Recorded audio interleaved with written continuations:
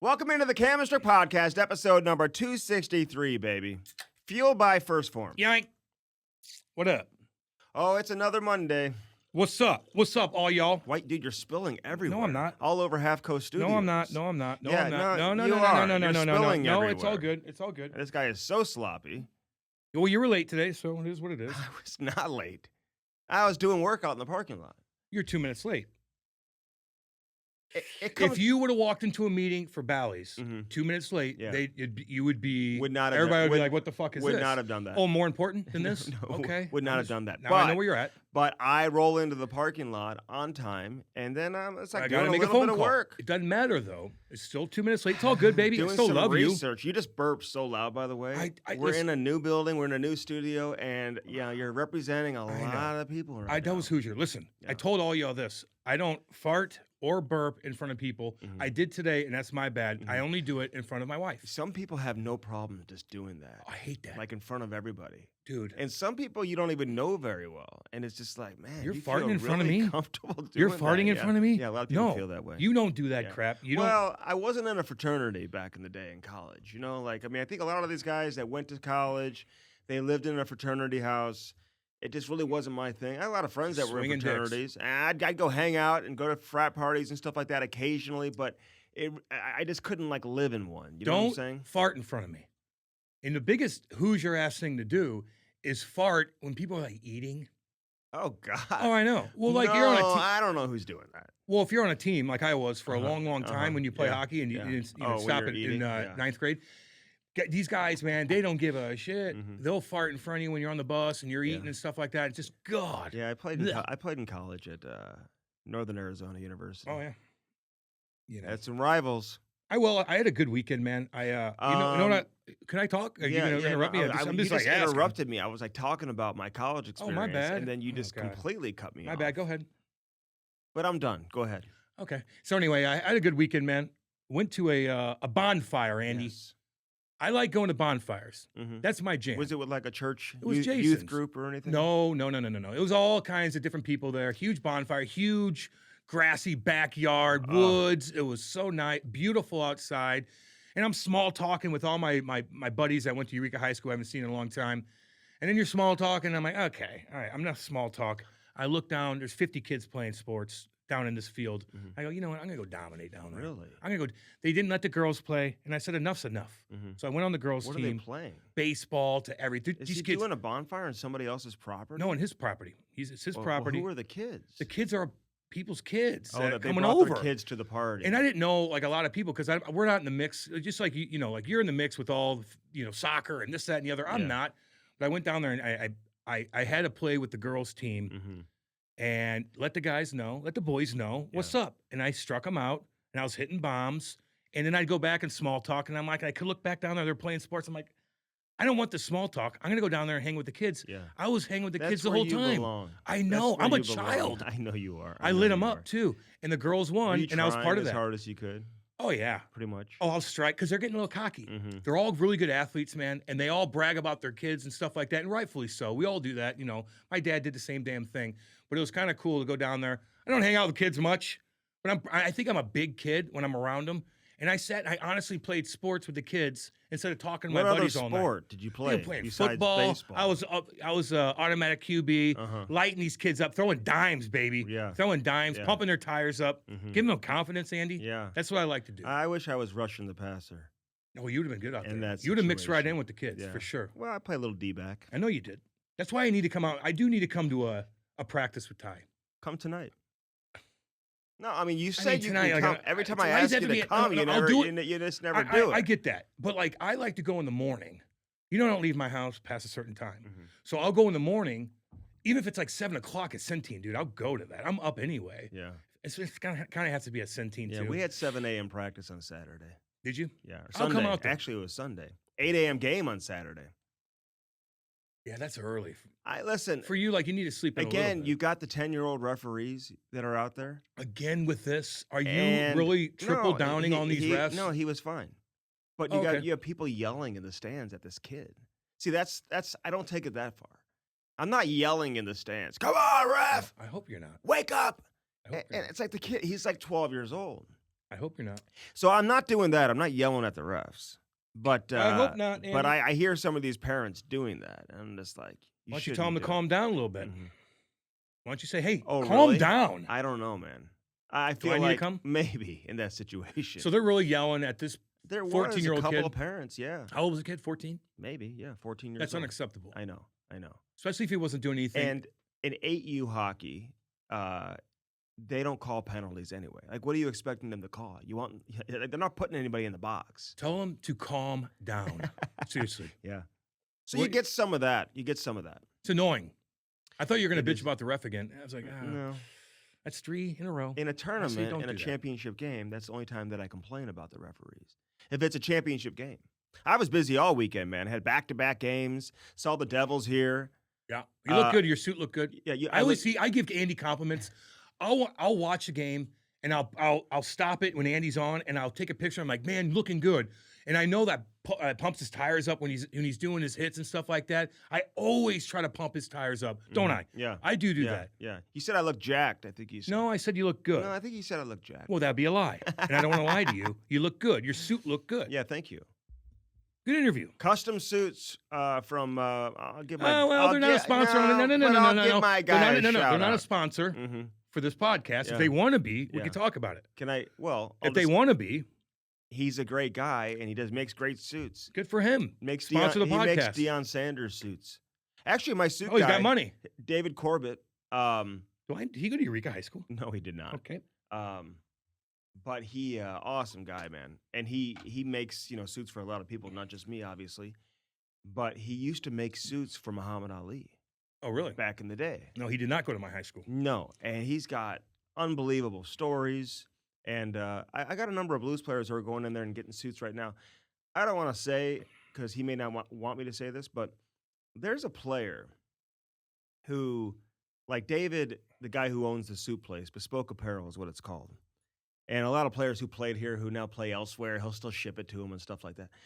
But he collects like used clothes and he goes and hands them out to like the homeless and stuff like that, or like people in need. A blues player found out about that, just heard about it, didn't even say he was coming, and dropped off like 4 massive bags of used clothes to donate to the less fortunate. I mean, good for you. Look, we all do that. Like all my clothes, I put it in like all these extra clothes I have. I put in it. No. No, I do. I put it and it goes to charity clothing. Mhm. So I know that was righteous on your part. Like Yeah. that's pretty hardcore. It was- But it was- a lot of people do that. Yeah, I'm if you just see saying. trash bags on their front porch, like that's going to charity clothing. Yeah. You get tax write-off Yeah, for I it do too. that too. So like yeah, it's we all good. we all do that. I throw my trash away. I do this. Like people So donate. my clothes. wife is saying that she wants to this year on Thanksgiving Day Hand out turkeys? go something like that. Like go do something charity wise on Thanksgiving. In the past we've gone. I've run some 5Ks, Cam. I ain't doing that. Chara just did the marathon in Boston. I saw that. He did. Yeah. Who did? Chara. Oh, Chara did. Yeah, he's done that a lot. He climbs mountains and stuff Yeah, like that. I You're gonna know. hand out turkeys. A, they're a lot. They're heavier than you think. Your back's gonna go out. I know. And B, it's kind of weird that Mhm. you're touching a turkey that's meat, Oh, I and can like touch you're it. like, are you allowed to touch it? Yeah, I don't have any. What if it problem gets with on that. your face? That's okay.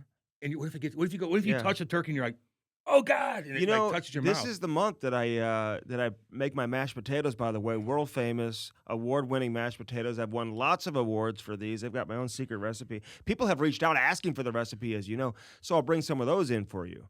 in the Mashed next- potatoes? Yeah, Oh, awesome. yeah. For the next couple of weeks, that's I'll bring some. unbelievable. Well, I've got some. It's a different way of making it. You mash them up, put a little butter no, in there. it's you a put little different. No, Yeah, I mean, it's a little different. mashed potatoes. Mm.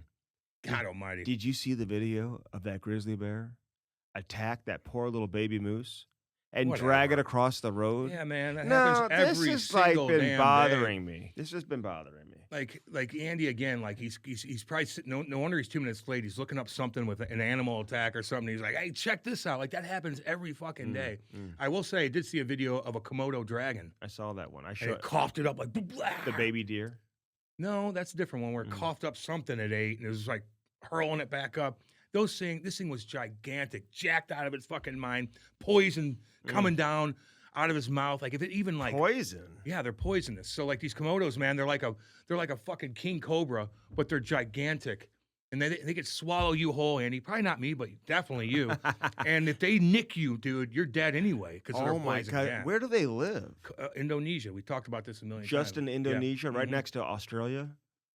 It's not right. Australia's right next to nothing. Well, Australia and Indonesia aren't that far apart from one another. Thousands of miles. Really? Yeah. Would you want to fly to Australia? Like, No. Could you handle that? Well, people ask me to play these hockey tournaments out there. Just kind of like I've gotten asked multiple times about going to and kind of touring around, getting a team together and doing this and doing that. I'd be into that. It's 20 hours. Like, am I in Australia that much to where I want to fly over there? I don't know. I don't know if they had to pay me. You'd have to stay for a few weeks. Yeah, it just is too much. And Yeah, I want to bring my wife too. Oh, bring her with you. It's just 20 hours, man. There's other things I want to do that are closer. Mhm. But I like it, man. I like the invite, but nah. Well, I'd go with you. I'd play. Yeah, I know you would, Andy. And you wouldn't get out of the neutral zone. But you want to put a team together. I'd rather go to Nashville like we do. Yeah. And play in those with Chaser and those guys. Mhm. You know, I had a bad dream last night. For the first time Listen, no one gives a fuck about I'm just dreams. telling you. Anytime anybody brings up what my dream, like, What? and like all People you guys don't care? Whenever you're in a conversation, like the dream I had last night, people are like, "Who gives a fuck?" I had 90 dreams last night. I'm not going to tell you about it. No. We have 90 dreams a night. I know You I just do. forget about it, and now you've finally remembered it. It's going to mean nothing. It's not going to tie into anything. Unless you dreamt of something and the exact same thing happened the next day, then I want to hear it. But this didn't happen. So go ahead. Waste our time. He tried to break in the house, dude. That scares me. Okay, Andy. no. Like, See, and I woke up startled, man. Like, I was trying to shut the door. He's trying to push it open.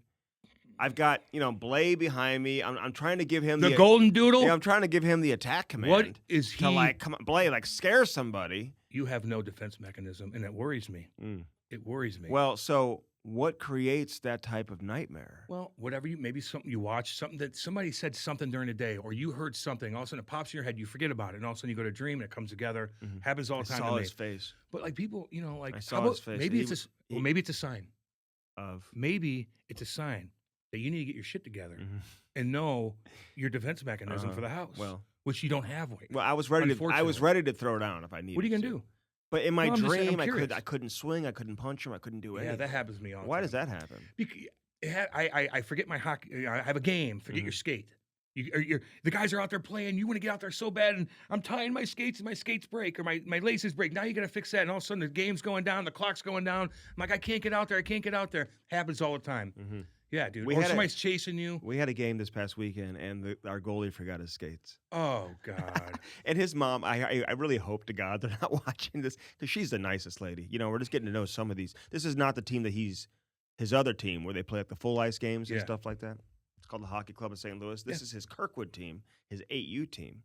And so we're getting to know all the families. They're all great, man. And they all get along very well. And Ty's like the youngest one on the team. He and one other kid are a year younger than most of these kids, and all the older kids are great. But the goalie shows up, and he doesn't have any skates. Put shoes on. But luckily, luckily there's a guy on the team who, there's always that one parent on the team who's the back of the car is just filled with hockey equipment, So he had extra skates. That's a hard thing to do. I know. He came to the rescue, man. He had like 2 or 3 extra pairs of skates in his car because he's got multiple kids. He went and got the skates, and the goalie played unbelievable. Stood on his head. He was incredible. That's cool, man. Yeah. Don't forget your skates, though. No, you know what I mean? Yeah, you gotta check everything. He took everything out of the bag, he said, the night before because they were playing shinny and just didn't put the skates back. Yeah, you gotta get your skates. Yeah, you gotta make sure. 100%, man. Yeah. So much drama going on in the hockey world right now. Big time. I mean, I don't even know where What's to the number start one today. Okay, what do you think number one is? Well, probably Brady Tkachuk, honestly. I was thinking the same. Ottawa as a whole. Ottawa as a whole. I mean, if we did this podcast 2 days ago, we'd be talking about Ryan Reeves first and the Toronto Maple Leafs. But listen, we told y'all this a couple days ago. Remember talking to another player who just played against Toronto? What did I say the other day? What did that player tell me? What'd you say? The player said to me, he said, "Man, they're soft as hell. They're no different than they were last year and the year before that. Even with Reaver and Bertuzzi they are and all those. still very soft. And now it's been confirmed that they are still soft. I mean, Brad Marchand. I watch Brad Marchand, man, and I've come to really respect Brad. Me too. I like this guy. He knows what he's doing, and he gets away with it, dude. He's like 5'10", 5'8", whatever he is. I know he's thick and all that. He's a big, strong, He's mean. He's mean. That's what it He's is. confident. He's got swagger. Smart. But he knows he can get away with it, and like nobody does anything. But it's not like he's 6'4", 6'5", and he's known as like their tough guy. Somebody could still beat the shit out of him if they wanted to, right? Close game. You don't want to jump anybody, but at least get in his face. At least show emotion. He skates by the bench, and you listen. I know there's no penalty on the play. I know Biz and all those guys are coming out and said, "Oh, it just was bad luck." Brad Marchand knows exactly what he's doing. Yeah. He's been in that same situation. He's got control of his stick. 50,000 times. He's like, I'm just going to sneak. I'm going to kick him a little bit. I'm going to get him off balance. I'm a wily veteran. I know I'm going to win this battle. I'm going to put him in an awkward position. It's exactly what he did. He did enough to hurt, to make contact, but he didn't do enough to draw a penalty. Here's the thing. It's Brad Marchand. He doesn't get the benefit of the doubt. You know what I'm saying? You can't just say, well, he didn't mean to do it when it's Brad Marchand, when you've had a number of other instances. And I don't hate him for it, man. This guy plays hard. Yeah, I like him. He is like the leader of that team, man. I mean, the way he's carrying that team now, I give him all the credit in the world without having Bergeron and these other guys that have been there the last couple of years, Krejci, and now he's taking this new group, you know what I'm saying? And they're winning every single night and playing great hockey. So, but at the end of the day, it is Brad Marchand, so it's hard to give him the benefit of the doubt. But I'm with you, man. So he skates in front of the bench. I don't know what Toronto is supposed to do. It's not like they're going to jump over the bench. But it's more about the reaction, the body language. The captain of the team, John Tavares, sees him looking right at the bench, and he starts cleaning his visor. I'm not even going to look at you. Now, laughing. This is what happens when you bring these guys on your team on one-year deals, okay? Like Tyler Bertuzzi, man, who I've always been a huge fan of. And I like Bertuzzi an awful lot, but he's not emotionally invested he's checked out, it looks like. The Toronto Maple Leafs. In terms of everything they've been through the last several years, he hasn't been through it with that group. Yeah, but he knows. So he's not feeling the same type of level of emotion. And you see it right there. You got Brad Marchand taking out one of your players. I know. Injured, okay? He's out for several weeks. They know that he's going to, he suffered a serious injury. It's Boston, Toronto. They got history. They've got playoff history. And you got Brad Marchand just standing in front of your bench. The captain isn't even looking at him, won't look at him. Nobody is. And then his teammate from last year is laughing like they're playing on a Tuesday night at a local rink in a men's league game. You know what I'm saying? Yeah, but I disagree that he's not emotionally invested in that organ. How can you not be? How do you not know the drama they've been through and the soft play they've been through? He obviously isn't. Yes, but he knows. He didn't need to play for him the last 2 years to be pissed at that situation. Are you kidding? I agree with that. And then Reaver's like, he's lucky. He's lucky I wasn't out there against him. Well, you were 2 more times after that. And you know what? Listen, there's ways to somewhat counter that. What are you gonna go jump him, get 2, 5, and 10? The game's over then. Probably get suspended. But how about get in his way and be like, come on, let's go. After challenge a him. Whistle. Challenge him. But don't touch him, but challenge him. He might get pissed and wacky in the leg. Now you got a power play. There's ways to do it. How about you go put somebody on their ass and skate by their bench and twist your stick? What the fuck you gonna do? What you gonna do? There's ways to counter that, but they didn't. They said, let it slide. And they're like, we're just gonna try to win this game. But it looked bad. Optically, it was terrible. Everybody's just like, oh, there he is. Let me tie my skates. Come on, man. I don't understand it. But Reaver, you're loud right now. You're getting a lot of attention. I love you, but he's lucky. Well, no, he's not. No, he's not. Hey, what was the narrative coming into the season? That all of this was going to change. People have been calling Toronto soft and not being able to handle themselves properly in these types of situations for the last several years. Remember, Austin Matthews getting jumped and all that last year and not even no pushback whatsoever. I know he's laughing. And everyone's like, well, now you got Bertuzzi there. You got Ryan Reeves. You got all these other players. Now it's going to change. Domi. Where you at, Max? Come on, baby. He's got to do something. They're calling for you, Max. Yeah. And we like him too. So it doesn't have to be Ryan Reeves every time. No. You know what I'm saying? But the media is always going to him. They're hyping him up like crazy. He signed a 3-year deal. I think most people knew when he signed that deal. And Toronto probably knew, hey, he may not last the full 3 years, but that's probably what it was going to take to get him there. And they needed a player like him. They wanted to address the personality of the team, the toughness of the team, the emotion of the team. And so far here in the early going, man, they failed the test, man. That's a real poor sign for Toronto and their fan base here in the early going. In a situation like that, you got Brad Marchand, of all players, the Boston Bruins, putting one of your players on their ass, hurting them, and then staring at the bench with two guys who you just brought on board that everybody's saying, hey, this is going to change the narrative this year. They're tougher. They've got more emotion. They're in the picture. They're sitting right there in Tyler Bertuzzi and Ryan Reeves. And, hey, the end result is more of the same, man. This is your same old Toronto Maple Leafs. Nothing's changed. They're still soft. And unless we see it differently on the ice, man, there's no reason for anyone to think otherwise. And you know what? Like, people are like, the core four. The core four. I'm like, core four? I mean, I think they represent like 78% of the points. I mean, they're dominating. Hell yeah. I know they're making a ton of money, Austin but Matthews is doing his job. Marner's doing his job. They're all doing it. Nylander. Tavares is doing his job. Like, they all are. Mm-hmm. They're the ones winning you games. They're the ones that are involved in every single goal, basically. Where's the bottom half at? So, like, if you're like, John Tavares needs to do something after that. Well, he's not. He's only 32 years old, 31. Like, he's never done that. He's not going to do it now. You cannot tell somebody that's never done that to switch and all of a sudden be that kind of guy. It doesn't work that way. It's like Andy. I'm like, Andy, we're in Nashville. Go out there and get that guy. He's not going to do it. Like, it's not in his blood. He does other things, like hang out in the neutral zone.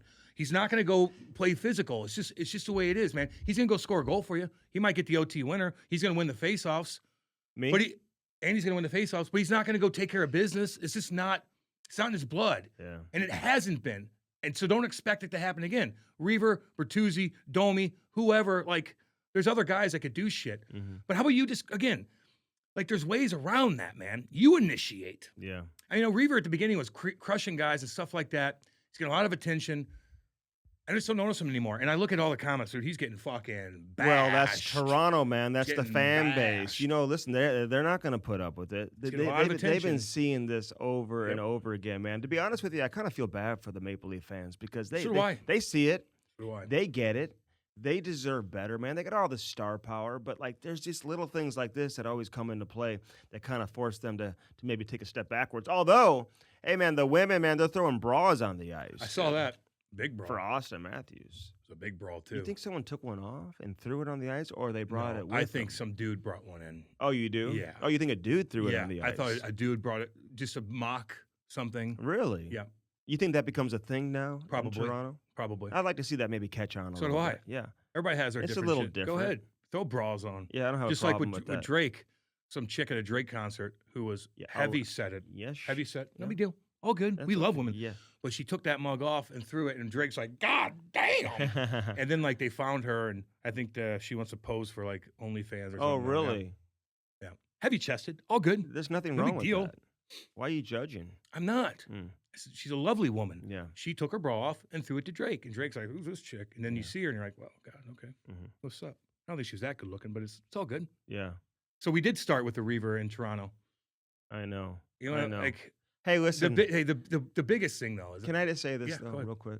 And listen, Ryan Reeves has made a great career for himself, and people need to know this, man. Ryan Reeves was not drafted as a fighter. He didn't fight in junior, hardly ever. Cam, this guy didn't fight until he got to the American League when Jan Stastny actually pulled him aside, and Davis Payne. And they were like, listen, bro, you want to get to the next level, you're going to have to start fighting. Show that part of your game that you can do that. Former tough guys in St. Louis, when he was playing here, and not just the first couple of years that he was here, but really throughout his time here, would complain to me privately about the way that Ryan Reeves would react in these types of situations. And sometimes I would overlook it. Sometimes I'd be like, yeah, maybe you're right. There's something to be said, Cam, that you can touch on this, man. That being a tough guy and protecting your teammates, sometimes it's about opportunity, but other times it's about the timing, knowing when to do it. And I think that's something that's tough for a lot of young guys who come into the NHL who are taking on that role, even though the game has changed. But let's face it, that's why Ryan Reeves is there. He's not. He's a hitter, though. He's a hitter. That's but he's also there to protect his teammates and to be that level of presence for that team that's been lacking that. I mean, they've been lacking nuts, for the last several years. So, like, they thought maybe Ryan Reeves coming there obviously is going to make them a little bit tougher, a little stronger, give them that presence. But one of the more difficult things, I think, for a lot of tough guys or a lot of guys who, fulfill that role is knowing not just how to do it, but it's when to do it. When's the right time? And in this particular case, maybe there's something to be said for that. But even when he was younger, man, for a guy who didn't really fight a whole lot prior to getting to the NHL, Understanding the moment, dude. Sometimes you get content, and you've been in the league a while, and you're like, I'm the toughest guy. It's all good. I don't need to do But what's that. he supposed to? He's supposed to. I mean, are you saying he should go out there and fight somebody? No. There's other ways to show that we're not. Wasn't he the one guy saying to Brad Marchand, like, get the fuck away from the bench? Yeah. I mean, yeah. Everybody else was looking the other way, but okay, what does that do? He didn't leave. Mm-hmm. You know, he didn't do anything. You think you scared Brad Marchand? He's not scared of anybody. Right. He's not. Right. And he still ran your show, and they won. You know what I mean? And then the next night they played. Who they played next night? And they lost again. No, Sabres. You know what I mean? And the core four showed up. I mean, Mitchie Marnie coughed the puck up on a power play, trying to break the puck out of his own. Tage Thompson came down and scored a goal. So they lost again. They lost, 4 in a row? Yeah. Yeah, it's weird, man. And this is coming out on a Tuesday. We're talking on a Monday, so whatever happens, and I don't know if they're playing or not. But, yeah, dude, people are pissed in Toronto, rightfully so. Mm-hmm. Hey, if you're gonna bitch at the core four, though, like if you want to crunch the numbers down, because I'm a numbers kind of guy, they're dominating. You know, I know they're getting paid a lot of money, but they're taking over every single game. Those guys are earning their money. You know, you want Nylander to go out there and say something to Marchand? Marchand will piss pump him, probably hurt him. Right. You want that? Like, what do you want? Even Tavares. If Tavares jumped Marchand's mean, dude. He'll probably put you in an ankle lock, break your fucking ankle. Tavares would not like that. You know what I mean? Like, it's just not in their soul, dude. It's not, but it shouldn't be. That's not what they're paid to do. But you initiate the physicality. But for Tuesday, man, you're new to the team and like you're laughing on the bench, man. That is terrible. That is a terrible look. That is a terrible look. Looked terrible. And the fan base doesn't deserve that, man. They really don't. It's just like and so Sheldon Keefe comes out and says, "Well, I didn't like it." You know, I feel like he's always being like, "Hey, I didn't like it." He's always got to like respond to something that they don't do on the ice. Yeah. And Keefe, he was an emotional guy, and he comes from like the whole David Frost, Mike Danton grouping of players, all those guys, man. Like these guys, they love that type of shit. You know what I'm saying? When they were players, they were always involved. Well, his brother Adam is tougher. Adam was tough as shit. We'll give you a little shout out, Adam. Adam was tough. So it's like, this is not. If Sheldon Keefe had it his way, I would think like he's probably embarrassed with the way they handled it. I'm sure he addressed it, but like, what's going to change, man? I don't know. What's going to change? All these fans in all the Canadian cities are all going crazy right now, dude. And rightfully, except for in Vancouver. I know. And maybe Montreal a little bit. Because they got a coach, man, in Tocchet that's just they're kicking ass. That's setting the tone, and they've got legit superstar, star of the star power. You know what I'm saying? Good. They're pretty good. But in Ottawa, I mean, like the last couple of weeks, I mean, it's been, and the owner comes out, complained to the league. I'm sure Gary Bettman had to call him. Whatever. The league didn't say shit, so he must be right. I know. Hey, you didn't tell me the severity of this shit? Well, listen, man, like when you're trying to buy a house, Cam, and the seller is legally obligated to disclose if there's a cracked foundation in the house. Yeah. If there's water, black mold in the basement. Yep. If there's mold in the basement. Mm-hmm. Like you don't really have a choice. You can get sued big time for not disclosing the issues that exist in the house prior to a buyer making a decision if they want to make an offer or not, or to closing on the house.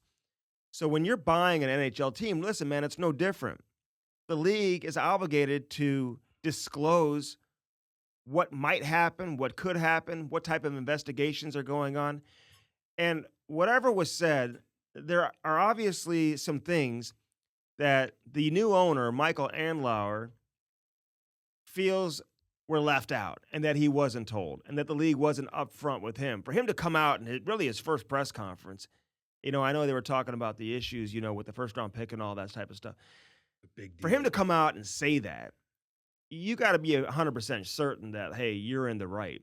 And the league didn't fine him. The league didn't really come out and say anything. So it's almost like they're like, you're probably, we probably should have, But didn't they tell him, they told him about the situation, but they didn't tell him the severity about it. Like Correct. You're going to lose what the penalties. They thought maybe you're going to get a $30,000 fine. Yeah, and now let me say this. There is, talking to some people this morning, there is some precedent going back to the Ilya Kovalchuk situation with the New Jersey Devils, Yep. where they were docked a first-round pick, and then the league gave it back to him, when they were trying to circumvent the salary cap by signing him to like a 25-year deal. Yeah. Remember? 13, it was like 17. Oh, yeah, that's right. Like a 17-year deal, $102 million.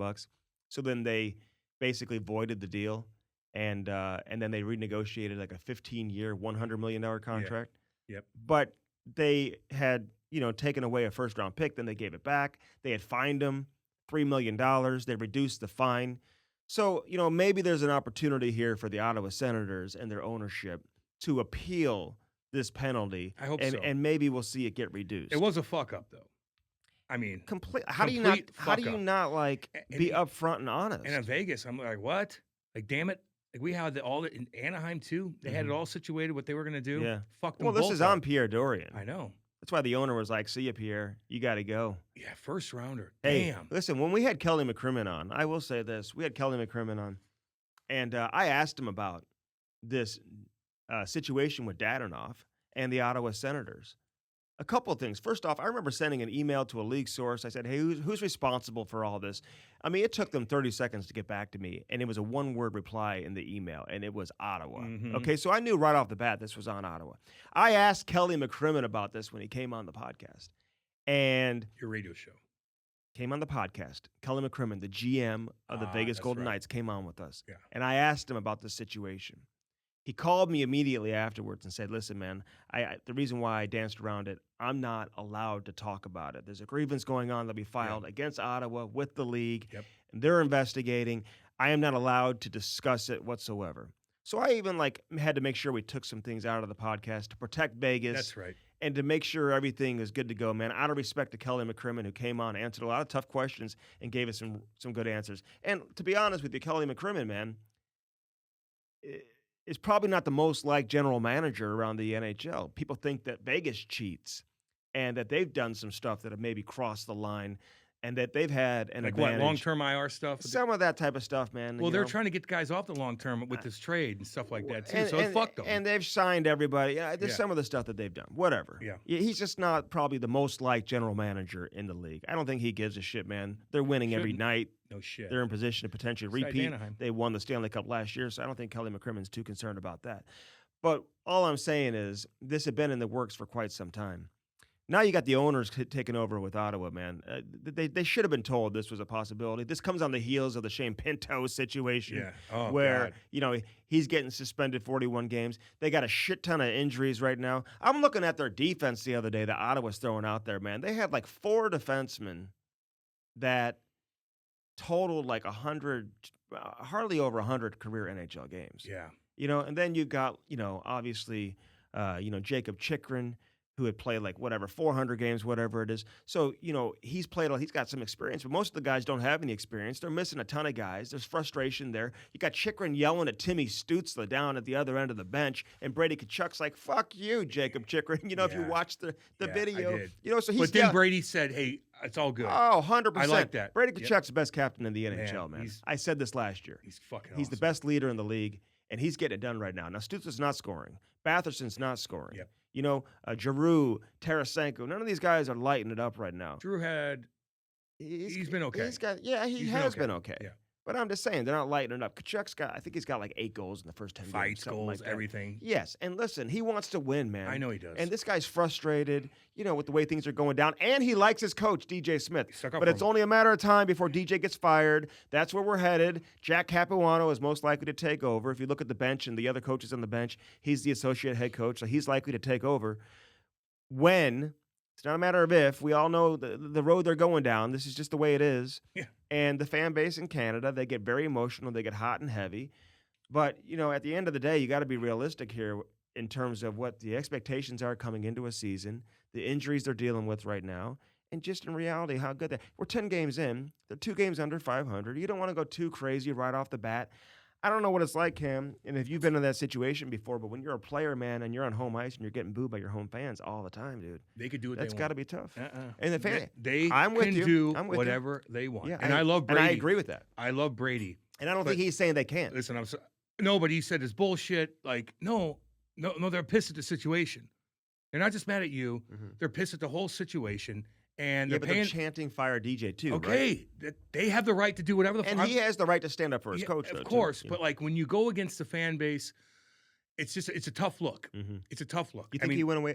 A little bit. I think it's bullshit the way they're booing. No, they're booing because they want to see a better product, and they've been waiting a long time. And it ain't cheap It's not cheap up there. It's not cheap to go to games.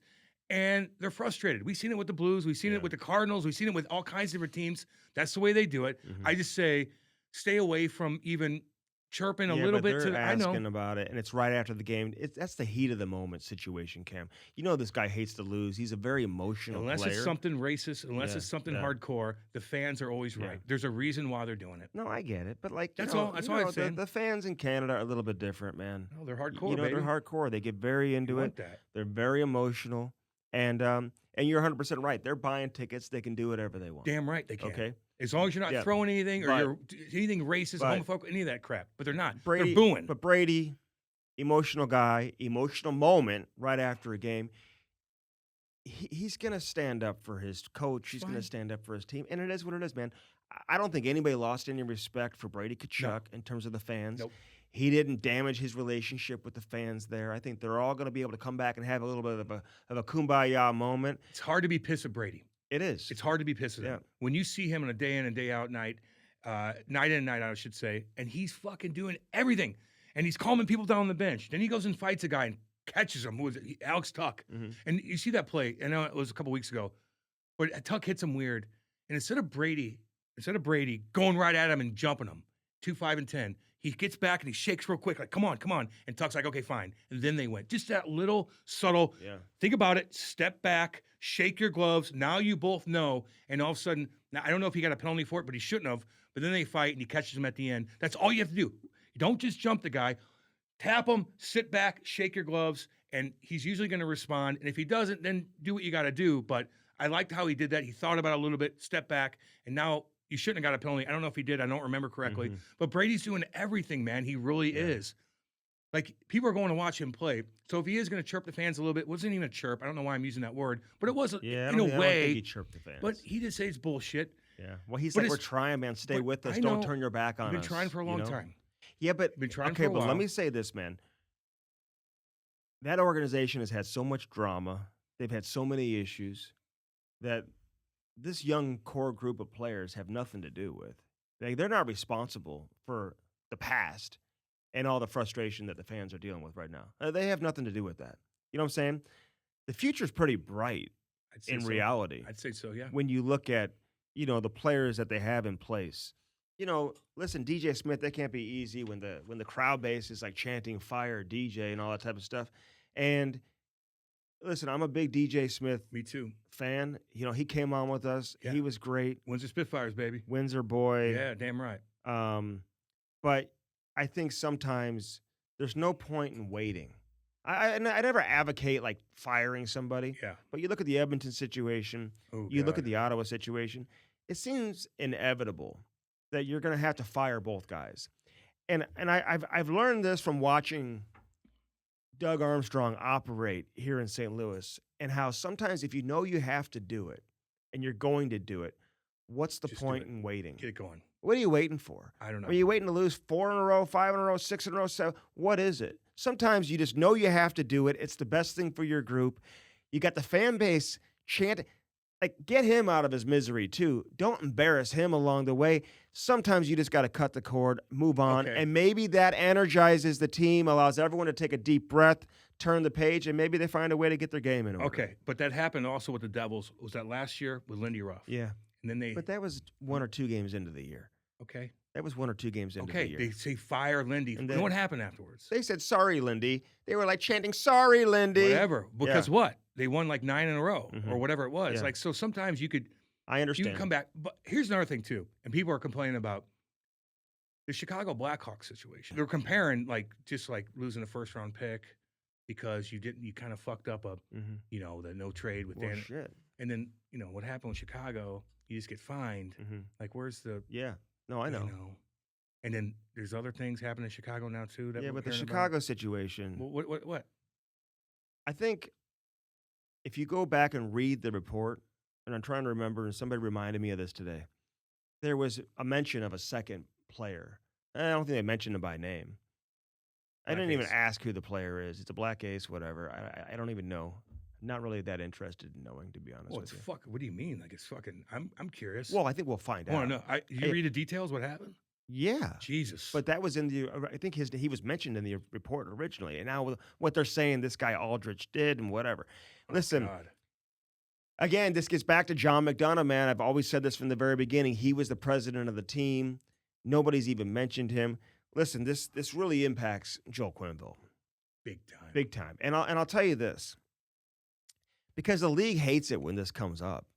And all of a sudden people are talking about this. It's the last thing they want. What really messed up and screwed over Joel Quenneville, outside of the original situation, right? That led to him getting fired and now just basically sitting on the outside looking in, is, the worst hire in NHL history, the most ridiculous, most unnecessary hire ever, Mike Babcock going to the Columbus Blue Jackets. And then him not even getting to training camp. He didn't even get to camp, let alone get through camp. Worst hire ever in NHL history was the hire of Mike Babcock in Columbus. That screwed over Joel Quenneville. Big time. Old school coaches. And even Joel's, he's nothing like Mike Babcock. Hell no. And he's never been accused of doing anything that Mike Babcock is doing. Mike Babcock cemented his legacy as whatever, a weirdo. Whatever your opinion is of him, it's cemented. And that's what people will always remember Mike Babcock as, forever. Yes, Andy. Joel Quenneville may never get the opportunity to ever come back and coach again. For the first time, I'm looking at it like, man, is this guy ever going to be able to come back and coach? The league, they gave the benefit of the doubt to Mike Babcock that completely went, slapped him in the face, made him look terrible. Yep.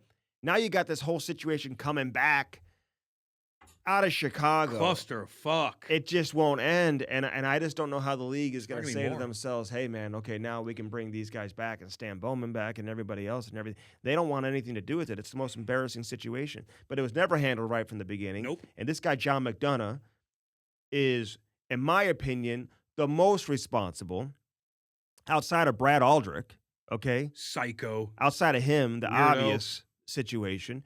But John McDonough, who basically just walks away, and no one's ever even talked to him about it. He's never had to answer. He's not a guy on the outside trying to get back in, looking for a job, who's never going to be able to work again, man, whose legacy has been tarnished. He really didn't have much of a legacy. I mean, I know he ran the Blackhawks, but no one talks about him when you talk about that dynasty. They talk about Kane and Taves, and they talk about Joel Quenneville and Hossa and Sharp and all those other guys, man. Seabrook and Keith. Yep. And Corey Crawford, man, that's who you talk about. They're not talking about John McDonough. So he's doing whatever he's doing and doesn't have to pay the price whatsoever while everyone else is paying the price for his mistake. What an easy thing to just nip in the bud. Your fucking video coach that you knew was hanging out with players. That is such a no-no. Just so you guys know, like, if the equipment trainers want to hang out, you take care of them, you're damn right. But a coach hanging out with players, doing weird things, wheeling chicks together and stuff like that.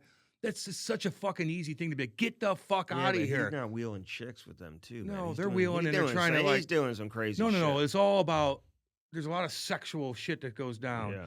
And, if you really read up on it, well, he was just, they're partying all night. How the fuck do you not know that your video coach is partying with players all night? Like, you got to figure that one out. And it's such an easy thing to fire him. No one would give a fuck. We had to cut ties with this guy. Who is he? Our video coach. Oh, who gives a shit? Find another kid. Fuck me. It's so bizarre. Hanging out with the Black Aces till the wee hours in the morning doing weird, crazy shit. So this Fuck story, you. we thought it was dead. No, dude. And the Blackhawks, listen, they get fined. They don't lose any draft picks. Yeah. And they get Connor Bedard, man. While this other situation in Ottawa, people are pissed, Andy. And they should be. Rightfully so. And we'll see how, let's hope there's enough pressure on the Blackhawks and on the league that maybe they reconsider docking the Ottawa Senators a first-round pick, so. dude. That's pretty harsh. I hope so. Very harsh. Why don't you find them? Just find them. Mm-hmm. You know what I mean? I don't know what's in the rule book. I don't understand it all. Like, there's a lot that goes into it, but if you do compare the two, it's like, geez, man. Like the Blackhawks, dude. Are you kidding? Wow. Yeah. They get the con dog packed every night, and all that weird shit happened. It's a big deal, man. It is. Big deal. That's not a fuck up. No. That's like a fuck up's like, I didn't put the name in. Like, this is like, where's John McDonough? where's he at? like all the crazy like social media Twitter guys, who actually like love these stories because they just, you Well, know, it sells. You know, they just love tweeting about it of course. Well, they get hits. all day and every day. Mhm. It's like they wait for this stuff. Yeah, of course. They wake up and like, You wait for the hot takes, baby. You wait for the big stories. and so, but why is John McDonough always left out? Let's get him on the pod. I don't know if he can handle the questions. He's not going to be able to handle them. You know, You're welcome to come on, John. come on, explain yourself. Curious. You're welcome. What a to come weird on. situation. It's an easy thing to Yeah. fucking fix at the Mhm. time. Get out of here. Yeah. Find somebody new. What, to press pause? They'll look through clips and be like, here you go. Shh. Hell, Brody could do it. Brody could have gone in there. Our fucking producer could have gone in there and replaced him. Trust me, he ain't going out. Like, good God. But yeah, they're packed every night, man. Connor's doing his thing. You know what I mean? Mm-hmm. Corey Perry's helping him after practice and stuff like that. Yeah. Meanwhile, there's just fucking a dark cloud over that organization still. Really odd. It is. I feel bad for Ottawa, man. Fuck, when they were fun to put, when they were really good, they were, God damn, they were good. Yeah, but Fun I to watch. think they will be good again one day. But listen, like I said, I'm not advocating DJ Smith getting fired. But when the crowd is reacting like that, if you're not getting off, and they get off to bad starts every year, just so you know. You look at Ottawa traditionally, the last several years, they never get off to good starts. Yank. Ever. Yeah. But you kind of let this fester, man. The season can get away from you pretty quickly. So you don't want to see that happen. Edmonton, Hoo-wee. see, like I think Jay Woodcroft should be taking more heat than DJ Smith. They're supposed to win the Stanley Cup, dude. I know. And they're terrible. Terrible. They play terrible hockey. This guy, Connor McDavid, man, is doing everything he can in these press conferences to not go absolutely crazy. You know what I'm saying? And he's trying to say the right things.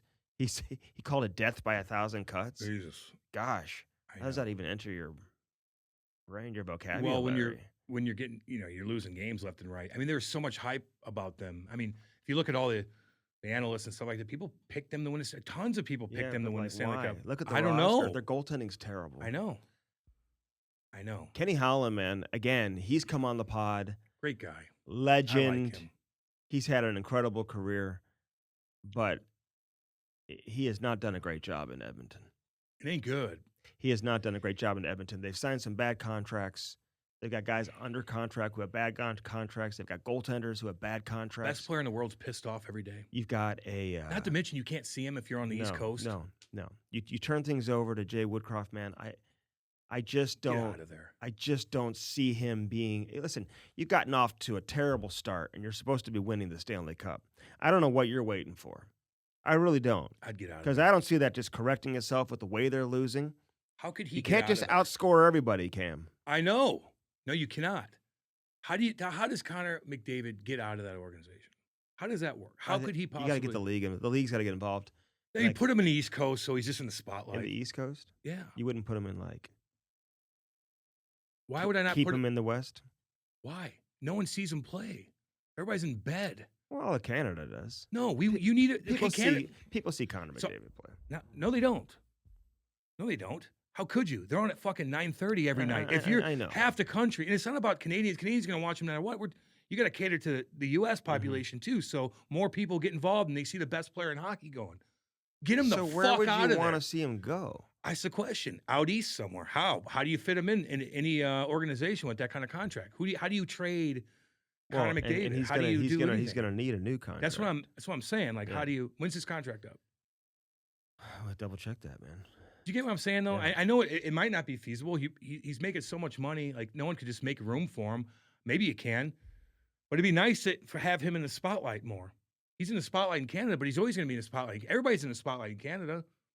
You need to cater to the people trying to get into hockey to see the best player in the world before like having one eye open because it's 9:30 and you got fucking work to do the next day. Grinding it. You know what I mean? Yeah. God dang. Goes dude. through 26. Oh, dude, I don't know. So he's got 2 more years after this. Dude, look at his face, man. He's depressed. And he's out of there. He's dude. Look at it. He's aging. He's out of there. He's aging. You think he's aging? Yeah. Well, Is he losing weight? he just looks looks miserable. You know what I mean? What would you tell him? Talk to him. Look at him in the camera right now and just talk to Connor. Get out. Get out. And Leon too. Leon too. He's fucking yapping at the reporters. He's pissed. They're both pissed. You know, that city's like, what the fuck is this? Mm-hmm. You got the 2 best players in the world. What are we doing? Man, dude, get the fuck out of there. But you know what? If you can. If Edmonton can't win with Connor McDavid and Leon Draisaitl, like they'll never win. I know. Although I look at their goalie they situation. could trade both those guys and get like 25 players in return. Like I know. Well, and probably have a better team. I know. A deeper team. Deeper. But their goalie situation's been bad for a long time. You're not going to replace those guys, but you know what I'm saying, man. All of Yeah. a sudden, you just get enough pieces. You know, it's like you look at the old like Eric Lindros situation. You know, Yeah. I mean, a lot of Quebec, Colorado, they got enough pieces in return where all of a sudden it helped them get over the top. Forsberg and all those guys. Good Lord. Yeah, it's tough, man. I hate to see, the best player in the world just be miserable. Mm-hmm. I feel like Oh my he's just God. fucking miserable. It's not good. You want him to be happy. And you don't see this too often in professional sports. Mike Trout. He doesn't even talk, dude. He's on the West Coast too. I know, but he's like it's the same kind of thing. Like I guess they got the 2 best players in the world, Yeah, I know. Otani and Trout, and I they're know. fucking But terrible. what I'm saying, No one is even you just sees don't them. see them be like miserable. Like You- like the NBA, the best players in the NBA typically are on winning teams every year. Yeah, okay, but I'm You know saying, what I'm like, saying? no one even knows what The Mike Trout best looks players in the NFL are typically on like the best quarterbacks. Typically win all the time. There's some shitty ass quarterbacks in the NFL right now because a lot of them are hurt. And I watch football, and like it's like the Packers and whatever. Like they just run the ball the whole time. It's like it's so fucking boring because the quarterbacks are so terrible. There's a handful that are decent. If you have a bad quarterback You have no in chance. the NFL, you're not fun to watch. You have no chance. That's You have no why chance. it's like goaltending in. Exactly. You have Yeah. bad goal. You have no fucking chance. Does at all. Toronto have good enough goaltending? I don't know. I don't know, man. They Joseph got- Wool obviously It's is. okay. He's He's not- probably their best goalie. I know. I don't know if I'd put all my eggs in his basket right now. Oh, he's ready he for it doesn't yet. have a ton of experience. So, do they have a good enough goaltending? By the way, it is Joseph Wool. Everyone calls him Wall. I hear a lot of Walls out there. It's Wool. It's Wool. All right. You should always say a player's name right. You know? Truth. And spell it correctly when you post things Mhm. too. Oh, you don't do that? Oh, I mean, sometimes I don't, but it's not really me. Are people doing that?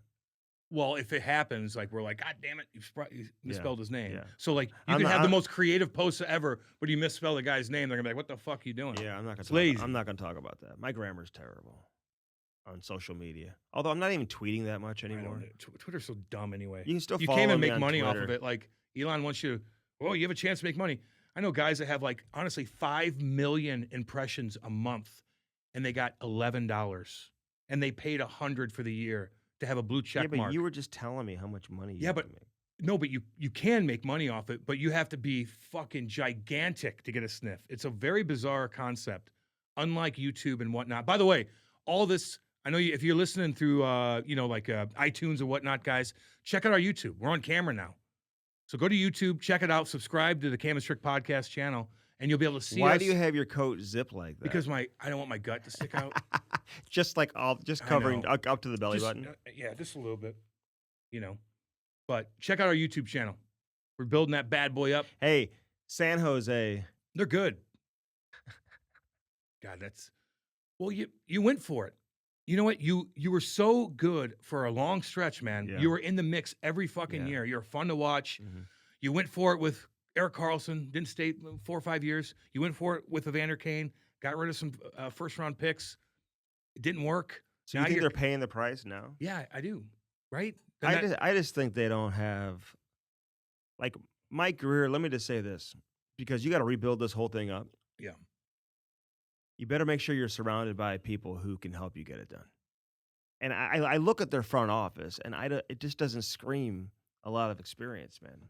You got this guy Holly, you got Joe Will. I just don't. I don't see a lot of guys that are truly going to be able to help him dig out of the hole. Now you got Dougie Waite there, who our boy. I love Dougie, Yep. but he's not there full time, man. He's like, probably doesn't have a huge impact. He could probably have as much impact as he wants to have on the organization. He's kind of a consultant more than anything. But I just look at what they have right now, who's supporting Mike Greer. We always focus on the on the general manager. But the reality is your organization is probably as strong as the people that are surrounding the general manager. Of course. And you look at what they got in return in the Timo Meyer deal. Wasn't very good. They kind of gave away Carlson. I know they just wanted to get rid of the contract, and they still had to tried. eat some money. I don't mind But trying. I heard that the original offer they got from New Jersey, and we'll let that out eventually once we get the green light to do so. But the original offer from New Jersey was not the offer or the trade, in terms of how the trade actually went down. They could have gotten a much better return if they would have pulled the trigger on the deal at an earlier date, and they chose not to. And then this is what they got in return. They got it's not good for hockey. No, Listen, they it's got not some good for draft that. picks and prospects. It's not good for that organization. It's not good for that city. No, but they are arguably. Are they going to win 10 games this year? Will they win 12? Will they win 15? I mean, that's historically bad. Mm-hmm. You know what I mean? It's like the early '90s Ottawa. Yeah. It's the early '90s San Jose, and I'm thinking I remember watching the Blues play them in like '92 or whatever it was. They weren't this bad. They didn't. I was like, I remember the Blues beating them by 10, Mm-hmm. and then I looked up that they've never been beaten by 10 or whatnot. Dude, they give up 10 goals a game like every night. Twice, yeah. And Pittsburgh, It's who's like dead last in their This division. is like a youth hockey game. They're It's terrible. You could play for that team. Maybe. You'd be their heavyweight. And I mean this with all seriousness. Do you think the best American League team could compete with them? No. Okay. I mean, Come on. In hockey, Dude, they're giving up 10 goals a game. But in hockey, I mean, American League team could come in and give up 10 goals. I agree. In hockey, a goalie can get hot. Mm-hmm. Even in like, oh hell yeah, a goalie can get hot. Those goalies can Like, play down there. In basketball, probably not going to happen. Baseball, you have a pitcher that can throw 100 miles an hour. You're not going to get that. You're going to win every game. Football, you got a quarterback that's unbelievable. You got size that matters. Mm-hmm. But in hockey, I think anything can happen. Well, how about this episode we have right now with our boy, Mr. America, Mm-hmm. who fucking brought together a bunch of college kids to beat the fucking best team in the world. So yeah, in hockey, anything can happen, in my opinion. If a goalie that gets hot, man, you'd be the best team in the league. A goalie fucking stopping you, dude. It's over. You could be embarrassed in hockey. So yeah, Andy, I agree with you. So what's your answer? With what? An American League beat them? Could an American League team beat them? Not 9 out of 10 times. They're but maybe worse. 3 out of 10. They're worse than an expansion team. People are like, "Is this an expansion No, team?" they're Like, worse. dude, the expansion teams come in and like make Nowadays. the playoffs. Nowadays they do. Back in the day they didn't. This is the worst team I've ever seen. Yeah, so far it is. Like Now, they it's could turn almost around. like worth. And I love my boy Lukey Cunningham, man. I hope he's able to get out of there. Yeah, Lukey's cool. Just play your way to maybe because if I'm a playoff team, like, listen, there's guys on that team who you say, hey, could come in and help us, give us some depth in a playoff run or down the stretch, whatever your need might be. But, I guess that's the only way to get through it. You just got to focus on playing well. Hopefully you get yourself in a better situation. People are like, I feel bad for the players. I'm like, listen, the players are gonna be okay. Feel bad for the players. Like the players are gonna be okay. I feel bad for the fans, and I feel bad for that market. Because anytime you're in a market like that, or St. Louis or whatever, and I know it's a big market out there, but like like the restaurants and stuff like that, they all take a hit. They all do. Mm-hmm. No one's coming. There was how many people were there the other night? Like not many. Crosby's there. Like this is, you could just tell, like, why go to a game? It's expensive as fuck. Anyway, living in San Francisco, or San Jose, are you kidding? The owner they go to a game and they're getting of the killed San by 10. Jose Sharks has more money than Al Davis's son, who owns the Vegas Raiders. Okay, like Mark Davis. Yeah. I mean, he's not a billionaire, dude. They've got some family money and whatever, but there's been like some talk, I think, in the past about he's had some like. So the pumpkin pie haircutted freak doesn't have. He's not a billionaire. I don't think Are you so. sure? Yeah. You see his girlfriend? I bet she is a billionaire. Well, you're telling me that he's not. I bet she is. Dude. You look at. I mean, what's his net worth? I bet she's a Mark billionaire. Davis. I bet All I'm she's a saying billionaire. is Pumpkin pie haircut, dude. Let's see. Mark Davis. You own a team and you're not a billionaire? How does that work? Or maybe he is 2.3 billion. Of course. Yeah, jeez, Andy. Okay. If that's accurate, I thought he was having some financial issues. I don't know. Like, dude, you own a fucking football team. You're a billionaire, homeboy. Okay, well, all I'm saying is, If you own a baseball team, you're a billionaire. let's see here. Let's see, Hasso Plattner. What's he worth? Let's see what he's worth. Go ahead. Because he's worth a shit ton of money. $17.9 billion. Dude. Oh, that's a big dog right there. What's he do? $17 billion. He's a God damn. German businessman. He co-founded SAP, dude. Oh, really? The That SE you see everywhere. software company. You see everywhere. Yeah, he's $17 billion. God damn. Okay, so I'd own a castle somewhere in Europe, looking over a beautiful landscape. Oh yeah. and by the San Jose Sharks. I'd have a hockey team. Yeah. I'd have like a place in probably Colorado. Oh, yeah. Huge. I mean, Okay, so anyway. my point is Mark Davis is not clearly as wealthy as this guy. Can he get a different haircut? I mean, I'm just saying. I think Is that okay? I think it works for him. I think it works for him. He looks Amish. Don't be, he's got a hot girlfriend. He's got a hot ass girlfriend. She's creeping around doing her thing. Hell yeah. You think she really likes him? No. No. You But do you think he really likes her? Probably not. When you're that separated in age, you think that's fucking true love? You think that's true love? But when you're older like that and you have billion, get the instant model, have her hang out with you. I think he likes her. I What's think he loves her actually. Oh, I bet. Oh, they have so much stuff in common. I'm sure. A lot in common. Oh, I bet you they talk business together. Well, they and all talk that. about Oh, a yeah. they talk about a 3-4 defense. I bet you, no. Oh yeah. I bet you no. You think she's like, Mark, you need a new haircut? No, because if she would, I mean, maybe he would do that if he liked her. He just takes care of her. He just takes care of her, dude, and she's hot. Okay, Why wouldn't so you do it? But dude, he didn't fuck around with his coach and GM. You see that? What do you mean? He's fired his coach and GM. Well, look at that. They fucking hate. You know how many meetings they had about with Antonio Pierce? Right. They had meetings about this fucking coach. What's his name again? Josh McDaniels. McDaniel. They're like, he was out of control, doing fucking crazy shit. All the captains would go up to Mark Davis in meetings and be like, "Get this motherfucker out of here." Yeah. They all went up there and finally like, okay. And then they go out there and win by 30. All I'm saying, I'm just saying, he's still like these guys had contracts. It's all guaranteed money, the GM and the head coach. Yeah. And he didn't fuck around, man. He just went and fired him. And he's like, no, okay, I'm going to bring in Antonio Pierce. Fuck, he's awesome too, by the way. is. They love him. He gave a speech to the awesome. players. Yeah. And he talked about how no one gave the New York Giants a chance to win and beat the New England Patriots in the Super Bowl. And McDaniels got pissed. And McDaniels got pissed, dude. He's there. And came up there and said, Don't ever talk about the Shut Patriots fuck like up. that. Antonio Pierce is like, what'd you say? Yeah. I'm a fucking badass. Fuck you up. Yeah, dude. How about Clay Travis? Hold on. So my point. Go ahead. Like, I'm not suggesting, like, this podcast is going to sound like we just want to fire everybody. No. Because, listen, I like Quinn in San Jose, obviously, listen, they don't have much to deal with. But, you can't just allow this to go on. You can't be an owner and just sit back and watch your team be historically terrible. It would have been funny if... And so I don't know how long these guys last, but all I'm saying is in other sports, this guy's eating a lot of fucking money by letting his head coach and general manager go. So I don't know what you're waiting for in any of these markets, but I don't care what the rebuilding process is. You could be in rebuild all you want and say it's going to take us several years to get back to being good and say, hey, we're going to rebuild. But this is not part of the rebuild is not sucking in a historic manner and being the worst team in the history of the NFL. So you better have the right people in place to rebuild this thing properly. And so don't be worried about the money because guys have contracts and you got to buy them out and all that type of shit.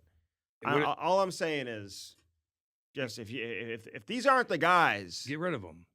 Then you got to move forward. You got to move on. And figure out who the guys are. It would have been funny if Snoop Dogg did own the Ottawa Senators, and he found out about all this drama. I just would like to see his press conference. There's so much drama in the LBC. Shit, he'd be like, man, what the fuck? Smoking a his press doobie. conference would be fucking amazing. Smoking a doobie, like what? Shit, that would have been cool. We need Snoop. He needs something. I want to get his take on. He needs something. You know what I mean? But like Edmonton, I just can't handle these like coaches like this talk after every. What are they supposed to do though? Like they're in a weird spot. I know they are, man. But sometimes you just gotta like. It's just not good for the NHL. You just have to know. You just gotta know when it's like time to turn the page. Listen, when Doug Armstrong fired Davis Payne. It was early in the season. Nobody really saw that coming. I was on that team. Dude. Yeah. Nobody really saw that coming. He just did it. He's like, he called up Ken Hitchcock. He's like, where are you at? Yeah, I know. Can you be here tomorrow? They fired Andy Murray. No one really saw that coming. They fired Mike Yeo. So I don't know if I told this. So, and Andy was okay. Like, I don't think Andy liked me that much. I had my buddies there. sitting behind the bench, and Andy wouldn't play me. And then Brent McGrattan would be running around. I'm like, dude, let me go fight the guy. It's at home, the packed house, like we're getting our ass kicked. And he wouldn't, sometimes he wouldn't do it. Mm-hmm. And my buddies behind the bench would yell at him so bad. You told this story so many times. So anyway, Andy saw like it was my buddies yelling at him. They waited afterwards. So at the end of when he got fired, I'm sitting there talking to one reporter, and I don't know, was fucking stupid. And I thought it was off the record, but it never is. And I mean, that was all my fault. But I said something like, we don't know where we stand with him, or something like that. And I'm a fourth line. Before he got fired? No, right when he got fired. I kind of like kicked him when he was down. Oh. And I thought it was off the record, but that's all my fault. And I'm a fourth line plug, and I don't need to be chirping a fucking coach, like by any means, okay? But I was living in a different reality. My buddies are, you're the best. No, I wasn't. Okay, whatever. Like, no. But I said something like, we didn't know where we stood. And it blew up in St. Louis, and I was getting fucking bashed by the media. Like, fucking Cam's chirping Andy Murray. Oh, it was really bad. Really? Yeah, my dad's even calling me like, dude, what the fuck did you do? I go, I don't know. He goes, dude, you read the paper? And Andy's like, Cam's a 2-minute player. He's a 2-minute player. He's fired. So what do you mean? He responded to the Yes, comment? I don't think he was fired yet, dude. No, he was 100% fired. And I kicked him when he was down, and it was a gutless thing to do for a guy like me. Like, what am I doing? And it blew up. And they'd have Andy, hear what Cam said. And so he'd go on all the local radio and fucking bash me for like 2 weeks. Dude. And finally I had to call him, and we kind of made up, and it's all my fault, man. I don't like being that guy, dude. I loved Andy Murray. Sorry about that story. Was I bothering you? No, that was good. That was good. I thought you were going to talk about when you were like, no, it all ties together. Your friends were chirping him, and then all of a sudden Andy was walking out underneath after the game, and he saw you walking out with those guys. He saw a lot of things. But Andy was, he and I like butted heads a lot, but we always had like a mutual respect for one another, and I always liked Andy. But he would sometimes kind of like embellish or like make things up occasionally or whatever. Oh, yeah. I mean, I remember one time he kicked everyone out of the press conference. Yeah. And he had my story in his hand and told me to like sit there. And everyone had to leave. Yeah. And it was just me and like a PR guy. And he just started screaming at me. And it was about like David Perron or one of these young guys who wasn't playing a lot. Yeah. And he started looking at like Devin Setaguchi's like Ice Time or something like that and being like, look what they're doing in San Jose and blah, blah, blah. What'd you say back to him? I was like, I don't know what. I was like, well, I don't know what you're talking about. Like, I don't even remember what I said. But I remember being very like upset about it. I was like, Jesus, man. It just really bothered me at the time. He didn't try to choke you? He didn't try to choke me. But I remember sitting down in the arena. I didn't leave the arena for like a couple hours after that. I remember calling like one of the columnists here in town, Bernie Mikla's, calling him, be like, dude, this guy just fucking like went crazy on me, like over like my opinion on nobody else but you. Yeah. Like you kicked like no one else said anything. Out. No one else said anything negative about you. May have. Of course they did, but they picked on you. Yeah. Yeah, he may have. But like, hey, one time we were in Pittsburgh. And I went there with the team. It was Crosby's rookie year. And Andy Murray calls me in the hotel. And he's like, hey, just want to let you know we're calling up David Backes. I'm like, oh, cool. So I put it online, whatever. The Blues are calling up David Backes, first ever NHL game, you know. And he was a pretty big prospect at the time. And John Davidson called, fucking pissed. Yeah. Why would you put this out? I'm like, oh, no, Andy Murray just called me and told me. He's like, what? Oh, okay. Hangs up the phone, calls me back. Andy Murray says he hasn't even talked to you. Oh, no. I'm like, what? He just told me that David Backes is coming up. And so then I approached Andy about it. I'm like, why would you tell him you didn't talk to me? You just called me to tell me. Yeah. And he was like, no, that's not what I said, and blah, blah, blah. I'm like, oh, my God. But then he was called up? And JD used to tell me, hey, one ear and out the other. With Andy. If Andy says something to you, sometimes it's just got to be one ear and out the other. He go all the time, dude. So Andy, did David get called up? So he did. Yeah. Yeah, okay. He did. So why would Andy do? He's always like, there's always something to it. I don't know. He's everything's pre-planned with him. Yeah. He's a smart guy. Yeah. He's not just like having wine like, hey, Stricky. No, he's like, I'm doing this for a reason. I'm doing this for a reason. Maybe it was like a wake up. I don't know. But yeah, dude, he'd play games with you a little bit. Oh, yeah. Walt wouldn't take any of that shit from him. No. Or Paul Correa, all those guys, like he kind of lost the locker room, man. Mm-hmm. Walt kind of ran the show. He did what we wanted. Walt had a great line one time after a game. the Blues lost in overtime. And he was like, we were just talking privately, whatever. And he goes, you don't fucking match lines in overtime or something like that. Oh, yeah. That's what Walt said. Oh, he would match line. Oh, my God. In overtime. I'd go out there for a 3-second shift. He would scream. I'm way in opposite side of the ice. Like me going from the opposite side of the ice all the way back to the bench is like fucking terrible. Yeah. It's like, it's A, embarrassing. B, I'm way out of the play. Now it's a 5-on-4. It didn't matter, though. Yeah. Get me off the ice, put somebody else on. And it just was like. But Andy didn't like that when I wrote that, hey, you know, players are upset you don't match in overtime. But I will say this about Andy, because he would invite me to, like, sit in when, like, he'd have coaches come from out of town, college coaches, coaches from the WHL, coaches from Switzerland that he knew who would come in. He'd, like, let me come and, like, hang out and watch different presentations about. He wanted to control you. No, I know. But, like, we actually had a great – I got a ton of respect for Andy, but we actually had a great relationship. It was off and on. He once said to me, he said, hey, we can't live with you and can't live without you. That's what he said to Andy. Well, that's kind of nice. But they could probably live without you, but let's be honest. But I liked Andy an awful lot, man. He just, you know, all I'm saying is sometimes you just know when it's time to move on, you know? And, like, I'm not always, like, promoting, like, firing coaches and shit like that. I don't even ever ask a general manager or an owner when a team is struggling, are you thinking about firing? Who's the next guy that's going to get fired, do you think? Next coach, besides San Jose? I don't even know. They're going to fire him. Oh, I think Woodcroft's got to be the first one because right? they're the one team of all of them that have the highest level of expectations. Yeah. And they're playing even worse than Ottawa. I know. Yeah, there's a lot more teams that are surprising us, maybe like the Canucks, Anaheim, Detroit. I'm not overly surprised with Vancouver. Oh, with Vancouver? Anaheim, I am. Yeah, I know. Holy shit. Yeah, good for you. You know? Build that market back up, man. Yeah. Build it back up. But, like, some of these teams, like Philly, they're going to come back down to earth. They're already starting to. You know, somebody told me recently, like, John Tortorella has such a hardcore training camp that's why his players are always ready to go when the season starts. Like last year, they began the season 7-1 or something like that. Yeah, just like what. So they're always ready to go when the season starts, and then they kind of fall back a little bit. Well, in a big tournament Philly, like the Olympics, like our boy, Big Mike, the American Dream, the American hero, said with Herb Brooks, is like, no, he killed us in practice. Yeah, killed us. I mean, we were the best. It was such in shape. It was incredible. And that works whenever you have like 2-3 weeks where you just got to fucking let it out. Yeah, man. So that makes sense. And that's exactly why Phillies. Yeah. But then, dude, when you play 82 games in 6 months, like fucking where's you getting back to Andy Murray, he was a great tournament coach for Hockey Canada. Yeah. Like you make him the head coach, like he'd win gold medals all the time in these world championships. He's X and O's and all that stuff. Oh, he gets your team so prepared. I would say we got to get him on. I know, we do. And practice, so like, fuck, man. Like, I like, and it's not about, but like, I think most players like, fucking, let's go, flow. I don't want to sit at the board for 15 fucking minutes and go, let's just get going, get our sweat going. Like, man, we'd be practicing for 3 minutes. And we're just kind of getting your hands going. And all of a sudden, blow the whistle, come all the way in. We're doing something else, and we do it again. 3 minutes later, blow the whistle, come back, try something else. It's just like, there's no flow at all. Mike Yo would do that a lot. Stop practice. A lot of talking. Keep going.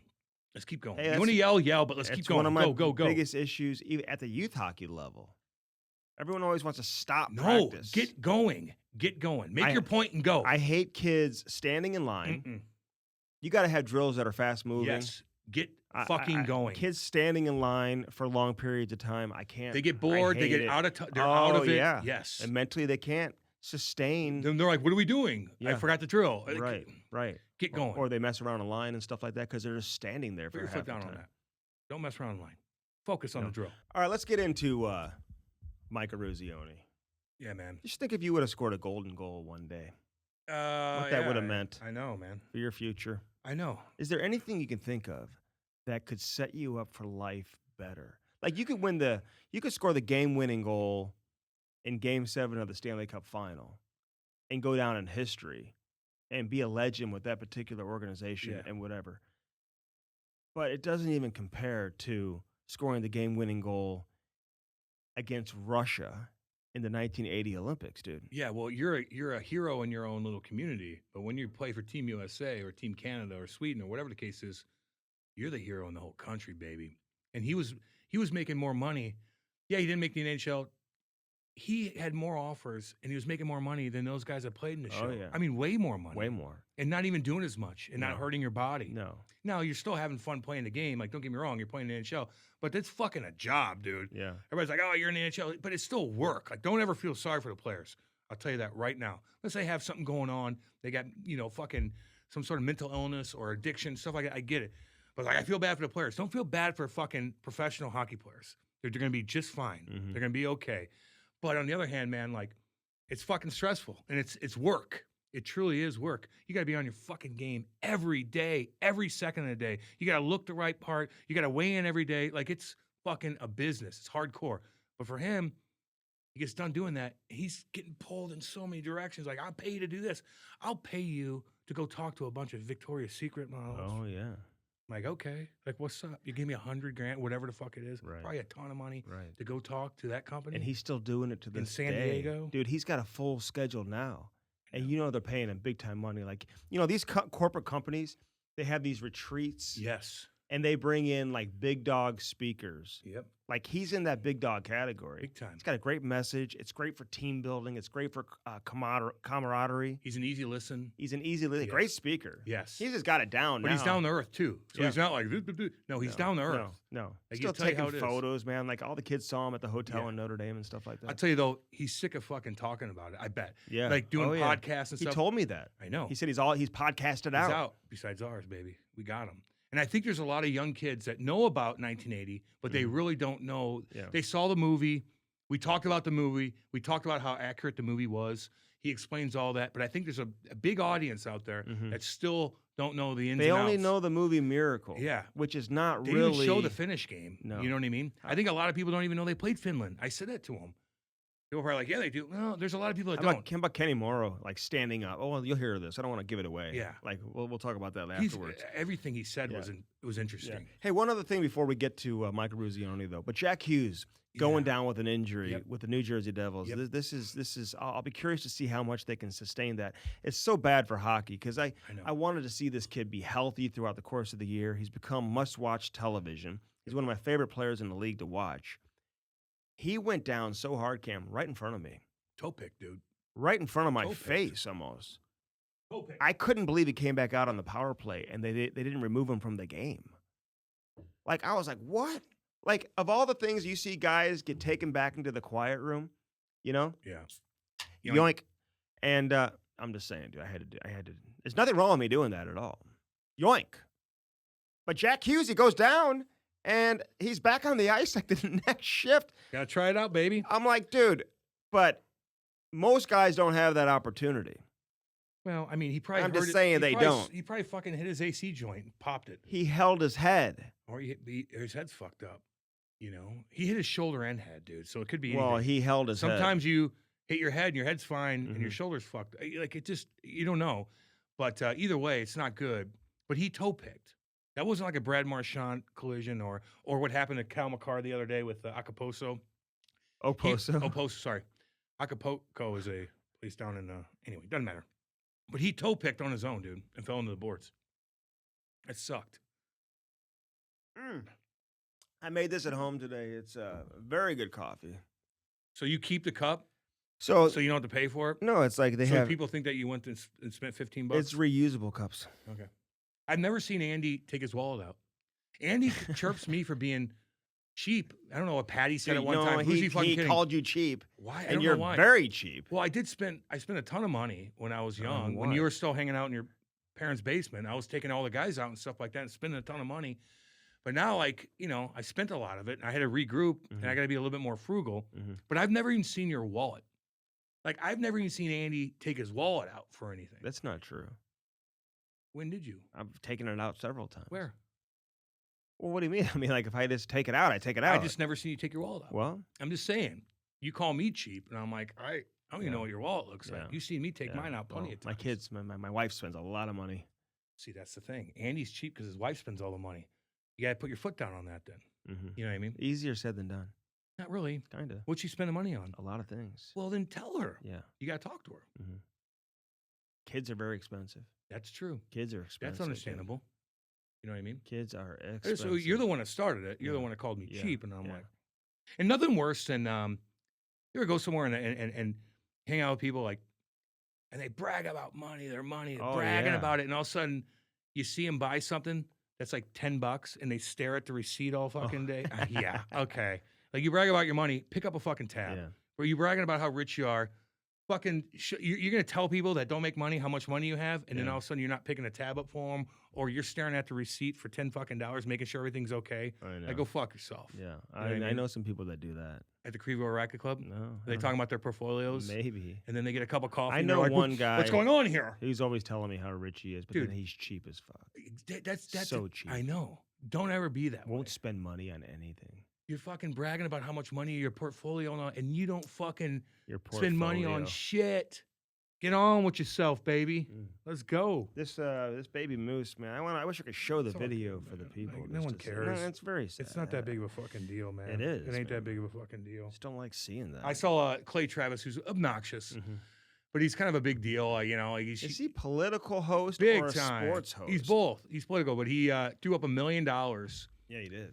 for he's going to pick out the boys high school team to play against the Aces, the best WNBA team, the champions. Hold on. And he'll raise money and he'll fucking divvy up the money to them and stuff like that. And if they did play and they put it on fucking pay-per-view, whatever the fuck, people would watch that. It would be the most watched in WNBA game ever. Yeah, but like, why would anyone be surprised if the best high school team beat I the feel like, WNBA? well, if you ask the women's U.S. hockey team, soccer team, women's U.S. soccer hockey team, got hammered by. they don't brag like they're the best. Like a by like a Bantam AAA The team. women's soccer, the women's hockey team doesn't say we need more money to all the NBA players. No, but they did want they were holding out for more money. Remember? I'm just saying, like they want equal pay for the revenue. The WNBA players are like, and Draymond Green's like, "The fuck you talking about? You guys don't bring any revenue in. How? Anytime they ask, that's why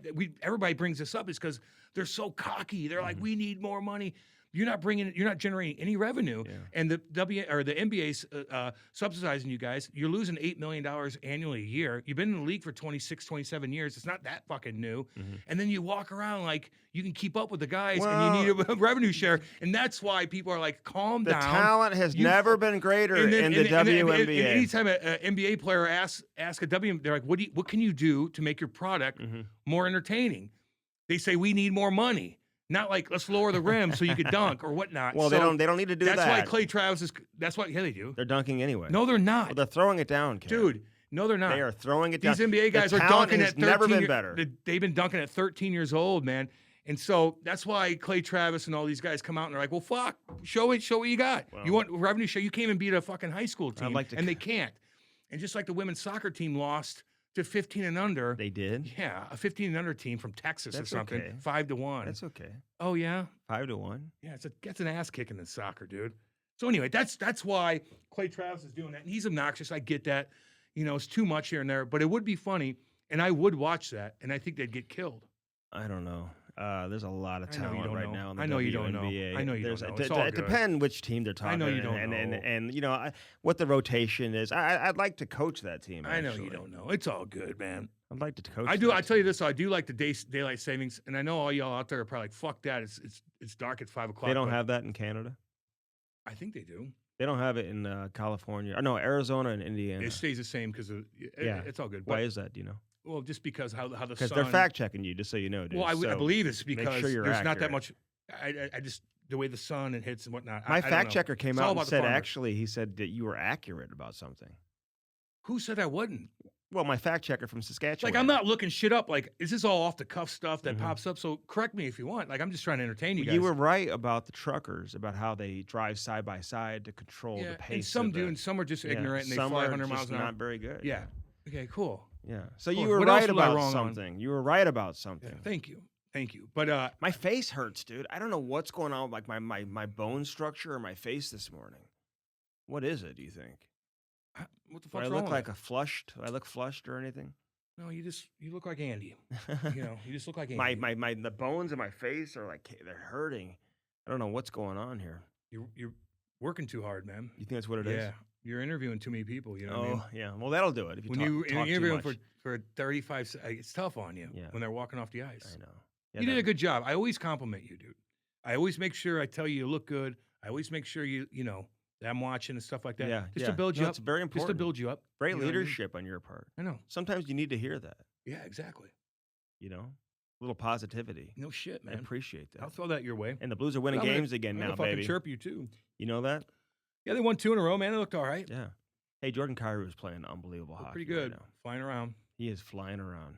Good play by Schenner the other day. Braden Shin. Oh my Hooked him God, up. that pass from Just the corner. listen. If you're in St. Louis, man, like you got to be entertaining.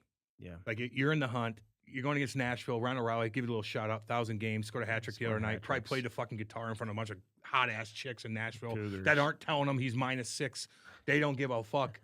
So like you're gonna compete with them. You know, Arizona's doing their thing.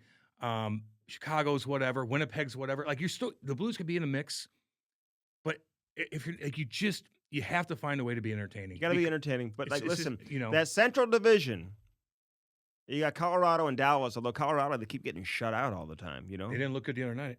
and they didn't even look great against St. Louis. They played good enough to like be Win. the much better team on the ice. Yeah. And the Blues were kind of feeling themselves out still. At that point, they had been struggling on the road a little bit. But there were stretches during that game where they didn't like overly impress. And then they get shut out a couple times, I think to Pittsburgh and like Buffalo or something like that, man. And then Vegas, they give up what, 7 Seven. goals 7-0 against Vegas? that Vegas. Hey, Vegas better hope to go through some adversity though. You know, I know they've won before, so maybe they don't need it the way I like don't know if they do. like Boston. Same team. I know. It's the same team without Riley Yeah, Smith. It's the same fucking team. I know. They are really good. They're fun. They're big. Mhm. Jack Eichel's awesome. Fucking tough. They're mean. Mark Stone's mean. He'll hit you. He'll, you know. Yeah.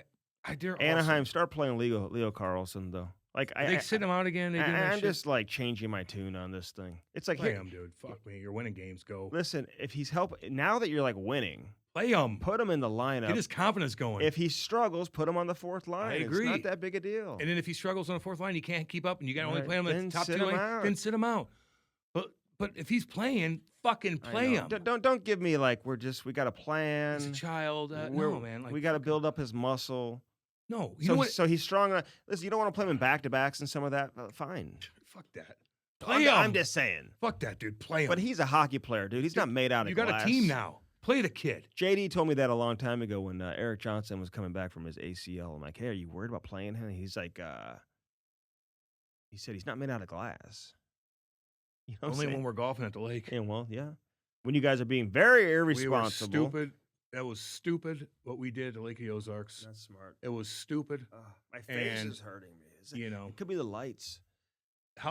if you guys could have seen, if there's a video of what we did down there, it would have been so fucking horrible. I was getting phone fucking calls embarrassing. from people who worked at the golf course. Oh God, it was so embarrassing. I remember Oh, texting oh my God. Eric Johnson. Oh my God. And I just asked him a question, and I get a call from the PR staff like 5 minutes later, being like, "You are not to reach out to Eric." I'm like, God, did you just call the PR staff and tell them that I sent you a text? It was fucking brutal Jesus. what happened, dude. And it set the Blues back too. It's just fucking just a stupid thing. We're fucking around on the course. They recovered. They recovered. You won a cup. And EJ, who I love, man, he was one of my best friends on the team. Mm-hmm. Fuck, we had fun together. But you know, he's doing this thing, made a ton of money. He's a winner. Yeah. But that was fucking He embarrassing owns for all of ho- us, he owns the horses. organization. Yeah, and for EJ, fuck, we were gonna have a helicopter come pick his ass up and take him to the rink, and then have him step on a puck and rip his knee out that way. We were thinking that. Yeah. Jay McKee had a helicopter company. He Hey, knew. the Blues got Kevin Shattenkirk in that trade, and he just played in his 900th career game. Little So we'll shout give Shatty a big shout out. Congratulations on Little 900. shout out, You baby. got 100 more to go, buddy. Yeah. Get to 1,000. Yeah, absolutely. And You Matthew deserve it. Tkachuk got 500 points Yes, already. he did. Pretty damn good, man. Little shout out Already. too, baby. I got Matthew Tkachuk 800 more points. He's got 800 more points in him. Fuck, that's a lot, dude. How old is he? 24, 25? Yeah. Yeah, he's got plenty of time. He's got 800 more points in him. Cool, man. These kids come in at like 18, dude, and just start putting up points right away. Yeah, I know. All right, we got to get to Mike Eruzione. Dude, this is a good one. You guys will like it. What was your opinion when I first brought his name up? About I go, having him fuck on? yes, Okay. is what I said. I thought you were The like, American hero? The You're American damn hero. right. That's I- my boy, he's in a dude. Wheaties box. That's my boy. Oh, Fucking now he's your boy. wearing that USA, baby. I love it. I love it. All right, Mike Eruzione on this edition of the Cam Strick Podcast, fueled by First Form, baby. Firstform.com. Right here, dog.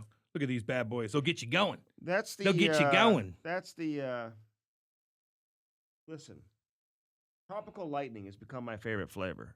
It was like the other one, the cherry lime, which I like those too. Screaming Freedom. Oh, I Check like out that. all of them. Screaming Freedom, man, for Mike Eruzione. We should probably send him some. Yeah. You know that? I don't know if he drinks energy drinks. Well, he may want No, one. he doesn't. He only drinks Oh, yeah. Vodka, soda, vodka soda. and juice, maybe, or no? No juice, water. Vodka soda and water. Yeah, That's no all he wa- has. No water, I thought.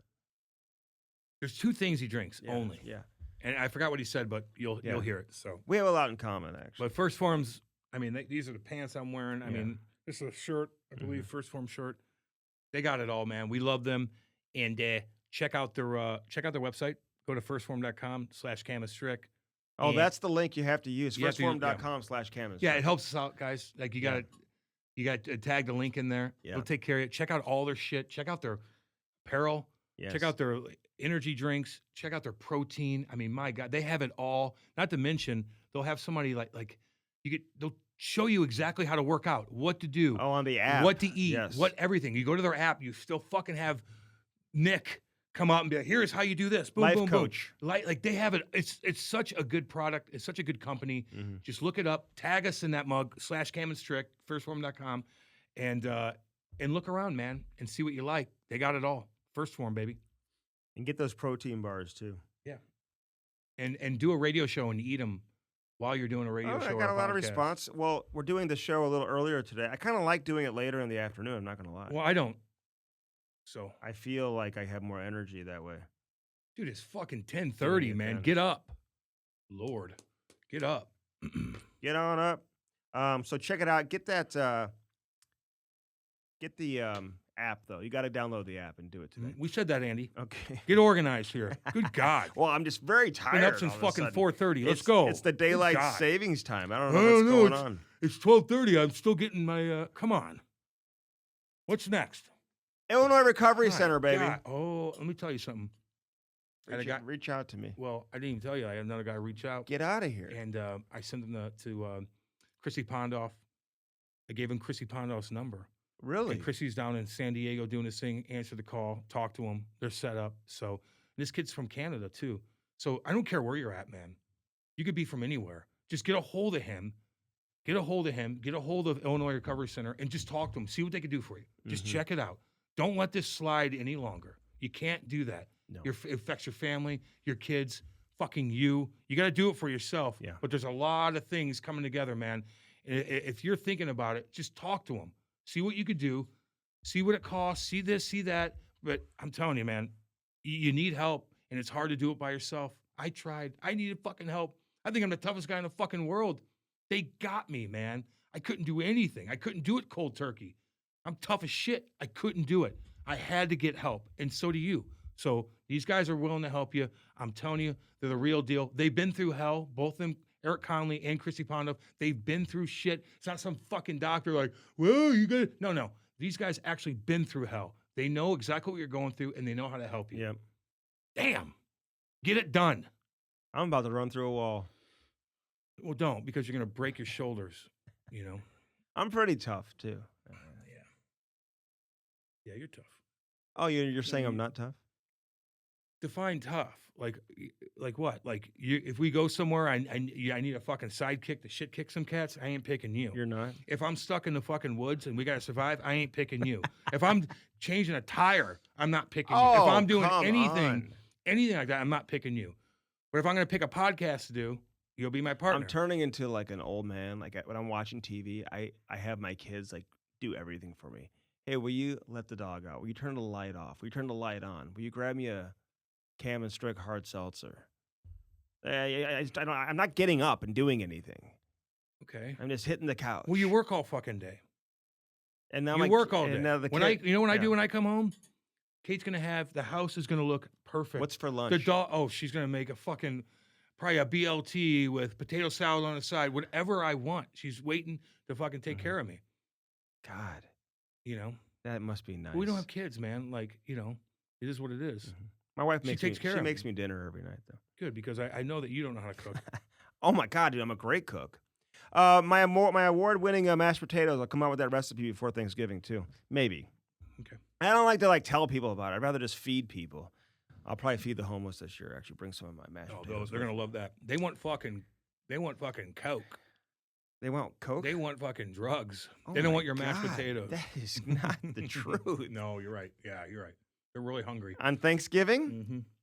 Hand out those turkeys. You'll pull your back out. Oh, you guys could come with us. I'll hand out turkeys, man. Okay, well, I'll come do with that. us. I go to like Shriners and stuff like that. I do my no, part. you don't do it. I don't? No. Excuse me? No. Are you kidding? When's the last time you did that? Last year. On Thanksgiving morning? Christmas Well, you're time. coming with us. Christmas time, I go to Shriners Hospital. The Illinois Recovery Center, 888-743-0971. Message me if you need the phone number, if you need to get a hold of Eric, or if you need to get a hold of Chrissy. Yep. And you can message Cam, too. If you don't reach me, you can message Cam. Yeah, message Andy. That'd be, he'll get back to you. He'll get back to you. He'll explain exactly what's going on. What do you mean? Of course I'll get back to you. Fucking talk to people for 45 Hey, fucking one guy minutes. was like messaging me, and he kind of snapped at me this morning because I hadn't gotten back to him recently. I'm like, dude, I apologized. It was a weekend. I had a lot going on. I'm trying to reply to everyone's messages. I'm very good about it. Yeah, there's so many, I bet. I know. Let's play. Don't give him time. He's busy. Give him time. But I got back to him this morning. Good, man. Always get back to people. You know. But check out Illinois Recovery Center. 888-743-0971. Tesson Roofing, baby. And TessonRoofing.com. Brett Tesson. Great guy. What's he doing right now, you think? Probably working. Like on a roof, you think? Probably. Like orchestrating some big project Like that he's doing. designing the next. Yeah, he's probably like looking at us, get on this. This is what you have to do, blah, blah, blah. He's like, Then he's going to go golf. You need Nano Shield. You need Nano Shield. He's probably just checking shit out, man. He's fucking working. It's beautiful out here in St. Louis. So there's shit going down. The weather's going to get nasty. Oh. You got to call Tesson Roofing. You've been saying that, dude. It's like 80 degrees now. I don't know what you're talking about. It ain't the winter yet, homie. I don't need 80 degrees in November, by the way. I don't either. But there's a lot more time coming. The winter time's going to be a little crazy this year. It's all good. I put a little oat milk in my coffee this morning. No one cares. It's very tasty. I don't drink cows. Why are you getting off track? We're talking about Tesson Roofing. No one cares about. I don't drink. But no one cares about I don't drink cow's milk. No one cares about that. You drink cow's milk? Yeah. Like from like I know you don't do anything from a cow's udder. God, yeah, I'd fucking. You like milk? Fuck yeah, dude. Oh, it's gross. Oh, I'll crush milk. Really? Milk's fine. Beer, lemon water, and milk are my top three, and wine, and sake. Oh God. And, sake makes your top 4. Sake's so good. Sake does not taste good. Oh, I could. Dude, on a cold day, a hot sake, baby. Dude, God sake damn. will put me under. You're lightweight. You're lightweight. It's all good. No big deal. But I like sake. But I like milk too. I like Tesson Roofing, and I like to be cool in my house. That's why I have the Nano Shield. Damn right. So when I go on the top floor, it's like 40 degrees cooler than it is anywhere else. Yeah. TessonRoofing.com. Send them an email and let them know that you heard about them on the Cam Strick Podcast. Nobody does it better. Cam says bad storms are coming in the winter. They are. I don't see too often. Call them up in the winter. Call them up if shit goes down. It's going to go down. Yeah. You know? Just prepare yourself. Prepare yourself, baby. Have that phone number, Tesson TessonRoofing.com. SparksandSparks.com. Cam had a great weekend. Didn't fall once. Didn't blow a tire once. Ty? Yeah, because of Sparks. Good. Well, you don't want Seth doing He it. fell probably a couple times. Oh, you didn't? Well, you don't really move around too much. You know what I mean? You stand there. Stand there and directs traffic, I guess. But yeah, listen, get one of these bad boys. If you have kids, why rely on the dipshit that you have to go to? Especially when you have a practice at 7 o'clock. They're not open. No. You don't even want them to be open because fuck boy Seth is going to do it. Right. He's got animal bones in his fucking Oh pocket. my God. Whatever. Really? Yeah. What's his take on He's got like the Ottawa neighbor's situation? wife's daughter's underwear in his pocket. Oh and my. I'm just telling you. Dude, He's a goddamn he's a goddamn weird. Necessary Don't have to him say sharpen. all that. Wait. Don't have him sharpen your skates. Just get this thing. You put it in the back of your truck. You can go to tournaments with it. Mm-hmm. It'll save you time. Use the promo code Cam and Strick, by the way. Yeah, it'll save you time. more money than Black Friday and Cyber Monday. Okay, but it'll help you, man. It simplifies your life. You never want to have to listen. Again, I said this before. Your kid could be the best player in the world. if his skates are fucked up because of dipshit boy Seth, Then he's not. he's gonna fall. He's gonna look like a moron. Mm-hmm. So don't do it. It's a waste of money when you go up on all these Especially trips you and shit. older. We have older kids, and like Yeah. you want to play junior, and you're going to No these shit. showcases, Everybody's watching and you. people are watching you. Paying all that money. Make sure the skates are sharp. Yes, be sure to know that. Golly, that's a great point, Cam. What do you Thank think you. Seth is thinking about the Edmonton situation? Does he? He's not thinking about that. He's thinking about the next animal he's gonna kill. Oh my God! You know. Really? Yeah. And what he's looking up online. Sparks.com. Use that promo code Cam and Strick, baby, and do it today. Bellman and Bellman.com. Cam, at Bellman, you get no what? Swinging dicks. None. They don't come out there and fucking creep your girl out, Mm-hmm. brag about their football career like Andy Yeah. does. You know, imagine Andy, but way bigger, kind of like a Hoosier. Bleached, He's fucking bleached tips in his hair. Yeah, he's swinging his dick around and he starts bragging to your wife about his fucking high school football days. 3 interceptions. You know, like imagine that, and your wife's like, "What the fuck is this?" I Mhm. kind of look at that car. Let me tell you more. Mm-hmm. I intercept this son bitch. Like what? I want to look at the car. Can't have swinging dicks like that. Bellman done. 3 interceptions and a 2-point conversion. That's what you get at other places. You got Andy coming out bragging about himself the whole time. All your wife wants to do is check out that fucking car. Hey. Good God, annoying. One of them was in the rain. It was against Webster. Just it sealed the victory. Big Cam. time, yeah. Sealed the victory. You were a killer. It was a back then. 4th down play. If they get the first down, the game continues. They're threatening to score. Waste of time. This is a waste of time. Buick GMC on one side of the street. On the other side, Cam, they got the Chrysler, Dodge, Jeep, and Ram. Man, I got that Jeep right now. They got that Yes. Jeep Gladiator. Yeah. They hooked it up, and I love it. I do. All located where? Troy, Missouri. Troy. Say out of Danny Boy. Danny, what up, homie? Goddamn, boy. And Kenny? Kenny. What, Dale? That's Dale. I know his brother Dale too. You know. Dale's the man. Kenny's the cool. man. Danny's the All man. you guys are cool shit. All right, Mike Eruzione, American hero, man. A real American hero. I mean, some of the stuff he says, I'm not even joking, man. It makes the hair kind of like raise on your arms. You get you pumped up, dude. He got me pumped up, almost emotional a couple times. And you know Enjoy what? this one. Sometimes you might need to listen to this, and I didn't even cuss that much on the intro or in the pod. Mm-hmm. So if your kids that don't really understand about how much of a big deal this was, Yeah. let them listen to this. Let them interview. listen to this interview. Seriously, if they're Maybe playing not. hockey. Maybe not the intro. I didn't even cuss that You much. did a little bit. I All think. right, I well, think. whatever. I think I might have a couple times too. Whatever. God, you're a terrible influence. I on know, me. but I'm not catering to children, so it's all good. What's the But age requirement to listen? 13. Oh, you raised it. Mhm. It was 12. No, it's 13. PG-13. Okay, PG-13. Yeah, There I you think go. that's fine. Mike Eruzione, baby, on the Cam Strick Podcast. The Cam Strick Podcast is brought to you by First Form, baby. Use our link and do it today. www.firstform.com/CamandStrick. Get jacked now. They are the real deal. Get that protein, check out the apparel, eat those bars, and drink those energy drinks. Firstform.com/CamandStrick. Yeah. Now on to the interview. How you doing, Mike? I mean, people want to know what you're up to, like Yeah. in terms of what you're doing on a daily basis. So, like, what do you have going on today besides talking to us? I work at Boston University, so I went to work in the morning, watched a little of our practice. We get a big weekend coming up. We get North Dakota coming in tomorrow and Saturday, so should be a great 2 games. And I've been there almost 40 years, almost an ambassador role in some ways for the school. I do a variety of things, not just hockey things. And I still do a lot of corporate speaking, do a lot of motivational speaking. Actually, I got 3 coming up in the next 12 days. So between that, BU and my grandkids, that's about my life right now. It's a busy life right there. So you're traveling a lot for these events, or are they somewhat close? Yeah, no, it's interesting. I'm going to Florida Saturday with my wife for a week. Nice. But while I'm there, I'm going to go to Tampa, speak at a sales meeting, then come home, come back to Jupiter, and then I fly to San Diego to speak at a sales meeting in San Diego. Then I leave San Diego, and on my way back to Boston, I'm stopping in Dallas to speak at a sales meeting. Then I'm home, and basically December is a wide open month. I don't have anything, and I help out with our high school hockey team, so we start right after Thanksgiving. So, the month of December, I'll be at some of our practices. So it's kind of fun. Do you change the messaging up? I mean, Mike, you've been doing this for so long. You've been, doing so much public speaking. You could probably do it with your eyes closed now. But is it pretty much the same message every time? Like, Somewhat. And how do you stay motivated to keep doing it? Well, one, I enjoy it. And the people I meet over the years have been just, it's kind of it's a fun talk for me, basically telling the story of our team and what we did and tie it into the business world, which makes a hell of a lot of sense because of I think the goals and objectives of any athlete and any team, it's to be the best and to be successful.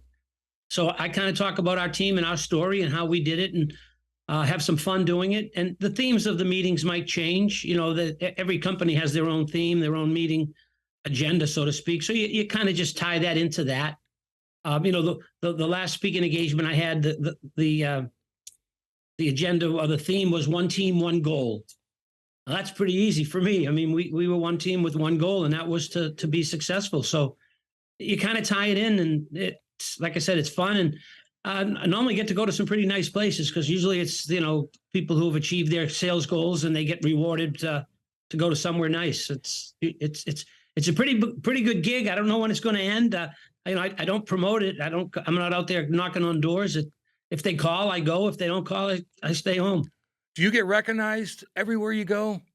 Nah, sometimes it depends on the city. Obviously in hockey cities, you will, and walking through certain airports. But it's been a while for people to. I'm not visible on television, so it's not like they see you on TV or anything like that. So it's more the hockey fan.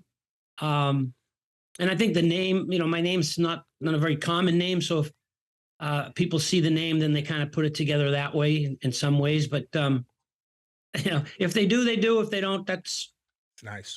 Doesn't affect me either way. No, we just assume you walk around with like an Eruzione jersey as you're going through the airport, just in case people don't know. I stay as low key as possible. I don't need anybody to know who I am. It's funny too. My grandkids are now at that age where they're playing hockey, and I was in Lake Placid over the summer. I opened up a store in Lake Placid, and my grandkids went in and they bought Eruzione shirts and T-shirts, and now they wear it to school.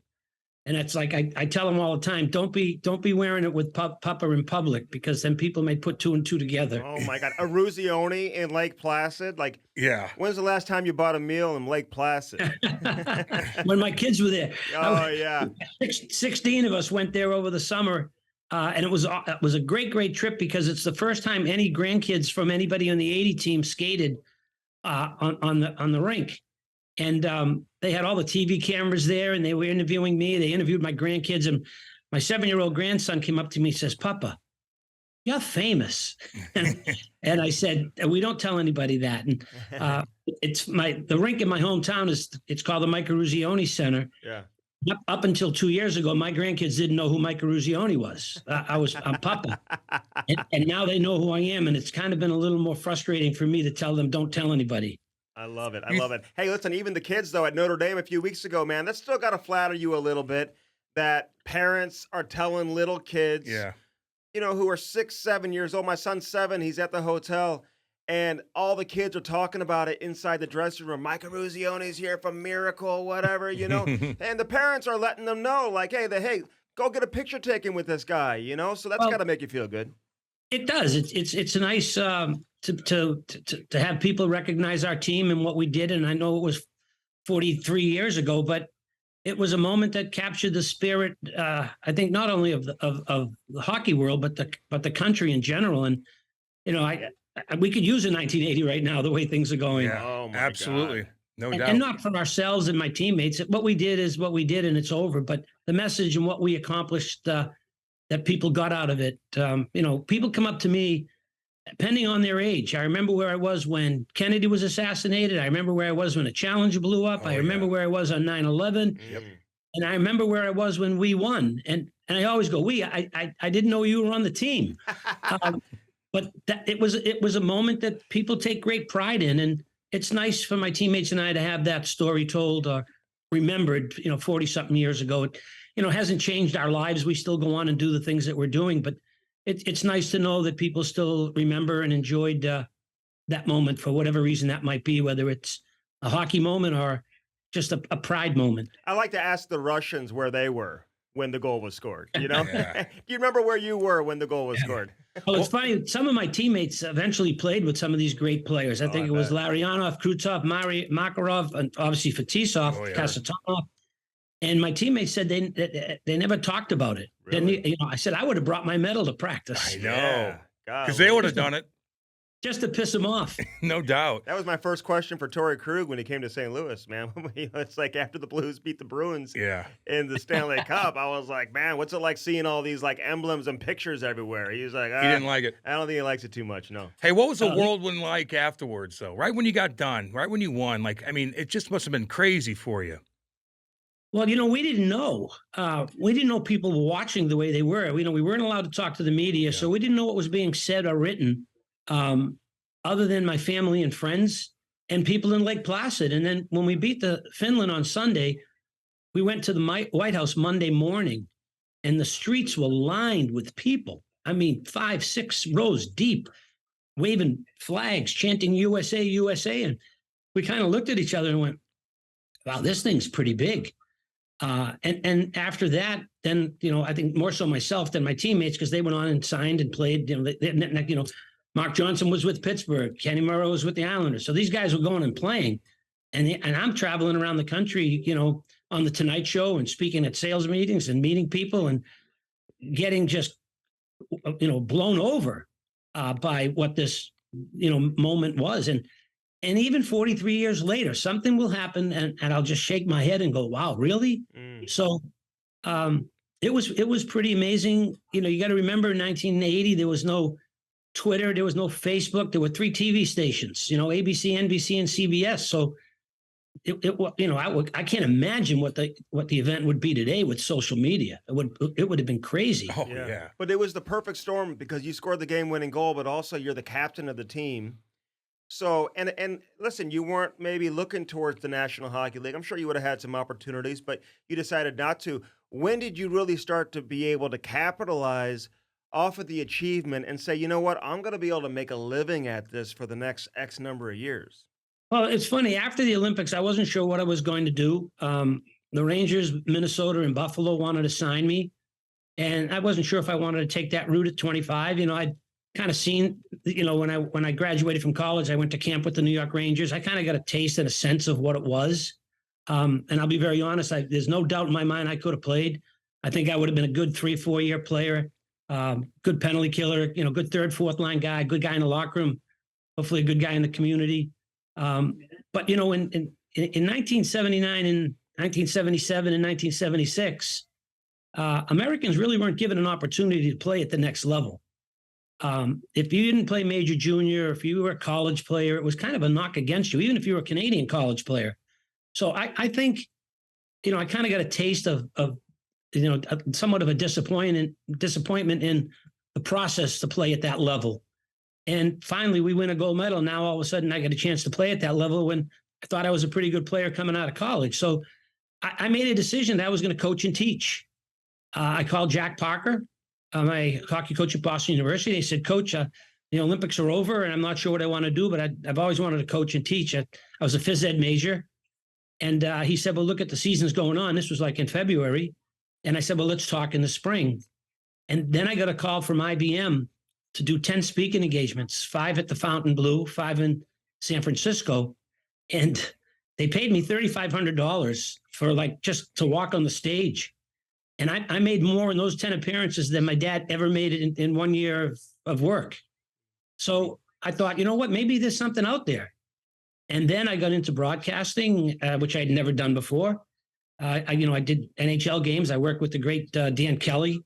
I did New York Ranger games for a few years as a color commentator. I did, I think, 5 Olympic games as a commentator. So I was doing these things that I never thought I could do or would do or had an opportunity to do. And then in the meantime, still getting calls to speak at sales meetings. So it just kind of stumbled, upon it to some degree.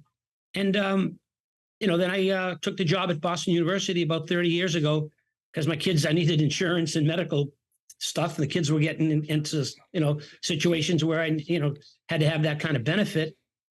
So it's been kind of a crazy thing. It wasn't a planned, hey, I'm going to travel and speak, because I was going to coach and teach, and then found out that this thing was a big deal. And, obviously I take great pride in the things that I do. I've always been that way as an athlete and, as an individual. And just, always felt that just, be the best you can be at the opportunities that you have and do a good job. And if you do a good job, it'll continue. And that's kind of how it's been. Yeah, you said you made more than what your dad made, his whole life. But at the time, you're probably making more than the NHL guys too. I'm having a hell of a lot more fun. Yeah, no doubt. Especially when I was broadcasting games. The guys would come into New York to play. Obviously, Mark Pavelich and McClanahan were playing for the Rangers. Dave Silk. So I'd see the guys. Mark Johnson come in, and I remember doing a game in St. Louis when Mark was playing for Pittsburgh. It was a playoff game where I was with Dan Kelly, and I think the game went in a triple overtime. And before the overtime, Dan Kelly said, "Well, who's going to win the overtime goal?" And I said, "It's Mark Johnson, of course." Didn't score it, but I was having fun, seeing my teammates and the grind that they were under, and the pressure of playing in the National Hockey League. And yeah, you're right that the income wasn't great in those years. It's like, and I tell you it as a joke, nobody went up to me after the Olympics and said, "Well, we want you to sign with the Rangers. We'll give you $5 million a year."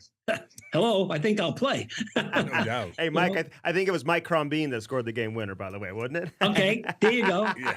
I think he had the flu that game too. That's crazy. He remembers everything. That's Andy crazy. does. You were calling that game, man. That's a famous playoff game between the Blues and the Penguins. But I'm curious, when you found out you were going to be the captain of the 1980 team, like, did Herb Brooks call you in? Like, how was that decision made? Like, how early before the tournament did you find out you were going to be wearing the C? Well, it's right when we got back from Europe. So I think that would have been January. Let me see. Probably September, October. We had a player vote and practice was over. And we were all, in a circle. You get around the coach. Coach stands in the middle. And Herb looked at us and says, "Guys, we're on the ice tomorrow at 10. Mike, you're the captain. See you tomorrow." And that's how it went down. Now, there's no way 12 kids from Minnesota voted for a guy from Boston. There's no way in hell that, because of what was going on, the rivalry between the East and West, 9 kids on the team played at the University of Minnesota. So clearly they voted for Billy Baker, who was the captain of their team the year before. And as Craig Patrick said, we voted and Herb counted the ballots. So it wasn't a big deal to me. I was a captain in high school and I was a captain in college. And and I've said this many times, I was a captain amongst captains. Mark Johnson and Bobby Suter were captains at Wisconsin. Kenny Morrow and Mark Wells were captains at Bowling Green. Jack O'Callahan was a 2-time captain at Boston University. Pavelich and Harrington were captains at Minnesota Duluth. Billy Baker and Buzzy Schneider, when they were at Minnesota, were captains at Minnesota. Christian, Broughton, Ramsey, captains of their high school team. So, there was a team of captains. So it wasn't a big deal to me. Obviously, it was a great honor and something I still take great pride in. But it wasn't like something, "Oh, I'm the captain," It was just be yourself. Yep. Don't change. And my teammates respected me, I think, on the ice and clearly respected me off the ice. And I think as a captain of a team, that's all you want. You want your teammates to respect you. You want them to trust you. And maybe Herb saw that if I was the captain, that might be the case, but it was never talked about. It was never discussed. I think my dad was happier than I was.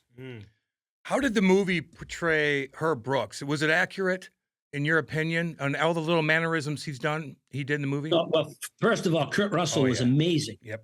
I mean, it was eerie watching him. When we went to the premiere in L.A., I was sitting with Herb's wife and daughter and son, and when Herb came on the screen for the first time, Herb's wife went, "Oh my God, it's him." I mean, it was eerie. But having said that, he was a lot friendlier in the movie. Herb was a little more intense.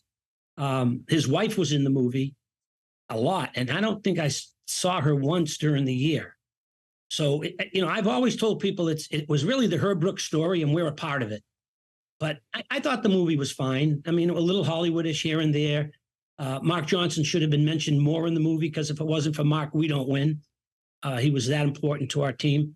Kenny Morrow was a great defenseman, not even mentioned in the movie. Yeah. And then when you see the movie, the guy playing Kenny shoots the wrong way. I think Kenny was a left shot and the guy shot right, trying to figure that out. Really? Was Kenny pissed about that? Yeah. So it was pretty funny when we saw the movie. Then here we are at the premiere and we're all spread out in the theater, right? Because we didn't know this. They were showing it to us before they showed it that night to everybody else. And we didn't know what was going to be said. Nobody interviewed me. I didn't talk to anybody. So we're kind of watching the movie, wondering where they're going with it, rather than, sitting down and watching a movie. Halfway through the movie, Kenny Morrow, who's as quiet can be, steps up in the theater and he goes, "Hey, was I even on this effing team?" And we just about lost it. And Kenny just sat down and we watched the rest of the movie.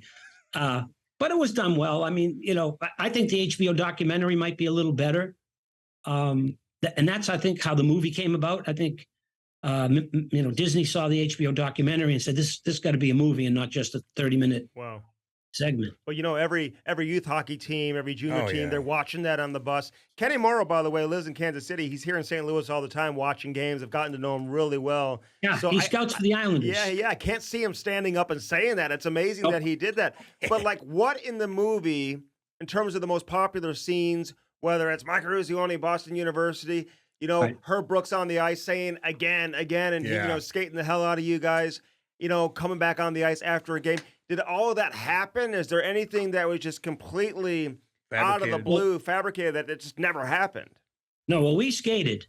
We played Norway. The game ended in a 3-3 tie. Only 16 of us dressed that night. There were 26 players on the team at that point. Nobody had got cut from the team yet. So the other 10 guys were in the stands. Buzzy Schneider got thrown out for fighting. So there were 15 of us left. And the game ended in a tie. And Herb obviously wasn't very happy with the way we played and came out on the ice and proceeded to put us through the drills. We called them Herbies. And suicide gassers, whatever they call them today. Mm-hmm. And we didn't do them 15 at a time. We did them 5 at a time, or maybe 6 because the 2 goalies were there. And we'd do them for about 15 minutes. And then we'd stretch. Then he blew the whistle and we went again. Then we did him for 15 minutes and then we stretched. And then we did him again. And we did him for about an hour and a half, maybe an hour and 20 minutes. They shut the lights off in the building at the end. We thought we were done, and then we did some more. And if I remember correctly, Mark Johnson, guys were smashing their stick against the boards. We were pissed. And the guys who didn't dress, they wanted to get dressed and come out because they thought it was going to be a practice after a game. We always practiced the morning of a game, full practice. It wasn't just sweats and a loose, with practice. And Herb said, "No, you guys just stay here and watch." And then Mark smashed the stick against the glass, and I remember Herb saying, "If I hear another goddamn stick smack against the glass, you'll skate till you die." Well, nobody said a word, and we finally went in the locker room, and we had to play Norway the next day. And he said, "If you guys play this way again, you're going to skate again." Well, we went 8-0 the next day. So message understood. Damn right. They call that a safe sport violation, by the way. That didn't happen anymore. If you say that today, "Hey, we're going to skate until you die." It ain't happening. The parents aren't putting up with that, Mike. The lesson was this. Respect is a very important value, and probably the most important value in life, let alone in a locker room. And I believe we skated because we lost sight of that value. And Herb was telling us, if you don't respect yourself, you will not be successful. If you don't respect your teammates, you will not be successful. And if you don't respect your competition, you will not be successful. And I think that was the message for us, was we did not do all of those 3 things. Mm. And I think he needed us to understand early on, in order for us to be successful, these are the things we need to do. I think a lot of people forget that you played Finland in the championship round. I mean, seriously, people do forget that, because you guys celebrated such a whirlwind, again, beating Russia, leading into the Finland game. What was Herb saying before the game? What were you saying to the guys? Because that must have been somewhat bizarre after you basically just won a championship, and all of a sudden you got to regroup and you got to go again if you really want the gold. We beat the Soviets Friday night, and a lot of the guys went back to the place where our parents were staying to watch the game because it was on a tape delay. So the game was on at 8:00. The only time Herb let any of us go to a press conference was after the Soviet game. Jimmy Craig and I were downtown Lake Placid with Jim Lampley being interviewed about the game, and we had won. I go back to the Olympic Village, and the guys had already watched the game, and we were in trailers, 4 guys to a trailer. And I was living with Baker, Vakota, and Jimmy. And we went back, and we had a little refrigerator, and we had some beers in the fridge, and we're having a few beers and just kind of enjoying the moment, and get up Saturday for practice. And it might have been the hardest or second hardest practice we had all year. We're in the locker room, we're laughing, we're joking. Guys are signing autograph sticks and pictures, and Herb came in and flipped out. screaming, who do you guys think you are? And we skated our asses off Saturday morning. And, I'm like, why is he so pissed off? We just beat the Soviets. But he did what he needed to do, looking back. He needed to get all that energy out of us, get all that excitement out of us, because we had another game to play on Sunday. And I told Herb years later, Herb, after we beat Finland, we had the team that would have played another game. I mean, these guys we just love to play. And you didn't have to skate us that hard after the Soviet game. But he made us very aware that we had another game to play. And we were as prepared to play Finland as we were prepared to play any other game. We knew what was at stake. And, I think, the story goes, we're losing 2-1 going into the third period. And Herb came in the locker room. And Jack O'Callahan, first of all, he must have said it 100 times. There's no way a bunch of effing Finns are keeping us from a gold medal. And Jack was walking around the locker room. And Herb walked into the locker room. He stood in the middle. He pointed at us. He said, if you lose this game, you'll take it to your effing grave. Then he walked out. He stopped at the door and he said, your effing grave. And we went out, in my opinion, and I've only seen the Finland game once, and that was probably 30 years ago. I think we played the best 20 minutes of hockey we played all year and scored 3 goals. We win 4-2, and we win the whole thing. But the one thing about Herb, and people are surprised at this, after we beat the Soviets, he never said, congratulations, good game, good win. After we beat Finland to win the gold medal, he never said, hey, guys, congratulations, that was unbelievable. He stayed totally away and let us enjoy the moment. Let us embrace each other. Guys were crying in the locker room. It was an incredible place to be. And we beat Finland to win the gold medal. And all of a sudden, Herb calls me into the shower area. And he says, I just got a call from the White House. President Carter is sending Air Force One or one of the planes to take all the Olympians to Washington for celebration at 6 a.m. I want you to make sure that nobody acts up and stays out late tonight. I looked at him. I said, who's going to watch me? But, we stayed out pretty much all night. Mm-hmm. Again, I tell you the story because it goes back to respect. Herb was telling us, respect your success, respect your accomplishment, respect all the work that you put in individually and we put in collectively. Don't do something to take away from that. So he stayed so prepared and so focused from beginning to end. He never went on the ice and celebrated with us. He never told us congratulations. He let us enjoy the moment up until even when he passed. We had events that we would go to, a Wheaties, General Mills, a bunch of the guys in the team. Herb never came. He stayed away and then maybe called me a couple of days later and say, hey, what was the event like? Why don't you come to one of these? Nope. This is your moment. This is your team. You guys did what you did. And I think he would have loved to have been a part of it. But if he was, I think guys would have went, oh, now you want to be our friend. Yeah. And I think it was hard for him. I think he would have loved to embrace us. Although, he coached 9 of the kids at the university, so he kind of knew them. I've said many times, if it wasn't for Craig Patrick, who knows how we would have done. Craig was, good cop, bad cop. And Craig was an important part of our success, just to have somebody we could kind of talk to sometimes. So, all right, as the story goes, Vladislav Tretiak, widely considered probably the best goaltender in the world at the time, gets pulled after the first period. Did you ever talk to him at all? I know you said some of the other Russians did. Well, did you get to know him? And have you ever been to Russia yourself? Have you ever traveled to Russia? Yeah, I went to Russia years ago and did Trivial Pursuit with Brad Park, Jerry Cheevers, and I think it was just Brad Park, Jerry Cheevers, and me, because they were introducing Trivial Pursuit to the Soviet Union. Apparently, the game came out of Canada, and the people who started the game knew Brad or knew Jerry. So that was the only time I went to the Soviet Union. It's not talked about in the Soviet Union. It's like the event never happened. I remember years ago, I got a call from Alexei Kasatonov, a great defenseman, played for the Devils and for the Red Wings. And he called me at home. This was before cell phones. And I'm thinking, one, how did he get my number? And what does he want with me?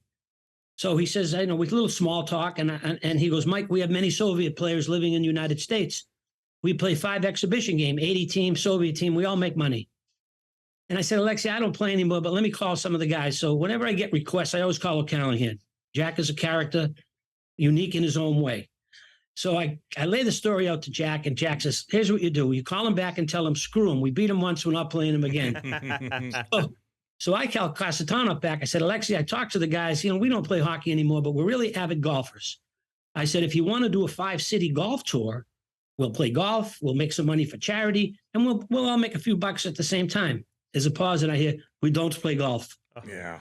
So that was the last time I talked to anybody in the Soviet hockey team. So you never talked to Tretiak at all about that incident? Were you guys even like phased by the fact that he was taken out of the game? Was that even talked about on the bench? They took out Tretiak and put in Michigan. Yeah.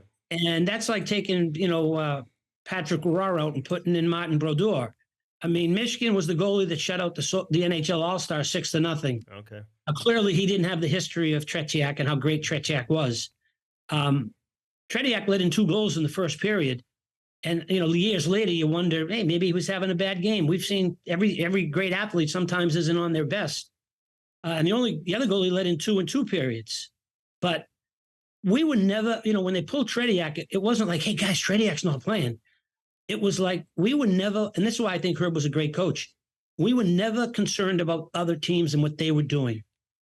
We were only concerned about ourselves. And in the movie, you see Herb a lot on the bench saying, play your game, play your game.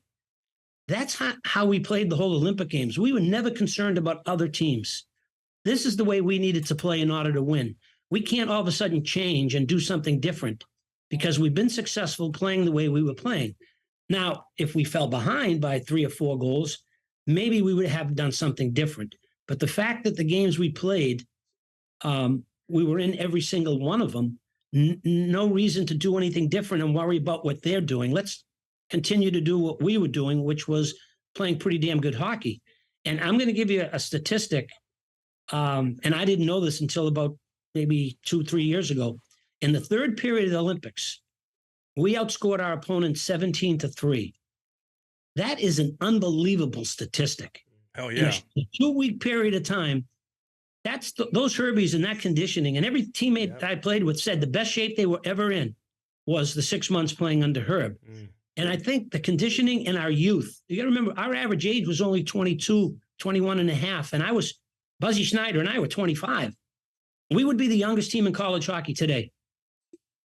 Wow. Well, at 20, because all these guys are get 22-year-old freshmen nowadays. 21-year-old. Yeah, it's very different. And that's a whole different subject. Yeah, it's funny. It's funny you say that. Go ahead. Sorry. We dominated teams in the third period, and like I said, that's an incredible statistic. We were trailing Sweden, we were trailing Norway. No, wait, we were trailing Sweden, we were trailing Czechoslovakia, we were trailing Norway, we were trailing West Germany by 2 goals. We were trailing the Soviets throughout the game, and we were trailing Finland, and came back and won all those games. So I think it's a thing that hockey players know. That just tells you how good we were as a hockey team. To be able to under the gun, being so young and playing your best hockey when you're behind, I think that speaks volumes of the type of players that we had. It's interesting. I had a player tell me the other day, because John Tortorella is known for his hard training camps. Oh, yeah. And the player said the other day, he goes, that's why Philadelphia got off to a great start last season and why they're off to a great start this season, because they've got the hardest training camps. They're ready to go before everybody else, and then it's only a matter of time before they fall off. Who knows how that plays out. Hey, the movie Miracle, though, did you guys make money on it? Okay. Yeah, I think each guy, when the smoke cleared, I think we all got like $80,000 or $85,000. I mean, Disney probably made about $20 million. Yeah. We got 85,000, but it was. I donated last night. I watched it again last night, so I donated some more. Hey, let me ask you though, like, you play hockey long enough, and you're in an important game, and you're up by a goal, and you got 10 minutes to play. That 10 minutes is like 4 hours. Like, how was that? You're up. Are you just staring at the damn clock the whole time? Like, I mean, what was it like on the bench and playing? Well, you know what? We played 4 lines. We never wavered from 4 lines. And at one point, if I remember, we could play 4 lines in 1 minute and 30 seconds. I mean, your shifts were maybe 15 to 20 seconds max. Wow. Maybe Magic, maybe Mark would stay out a little longer because he was so good and needed him out there. But we just kept rolling. We just kept rolling. And, I've only seen the Soviet game twice, maybe 3 times. And I haven't seen it in maybe 10 years. And when I watched the game, and this was something I didn't know because you're playing the game, in the last 10 minutes of the game, the Soviets had 7 shots on goal. In the movie Miracle, it's like, we're not even defending. Yeah.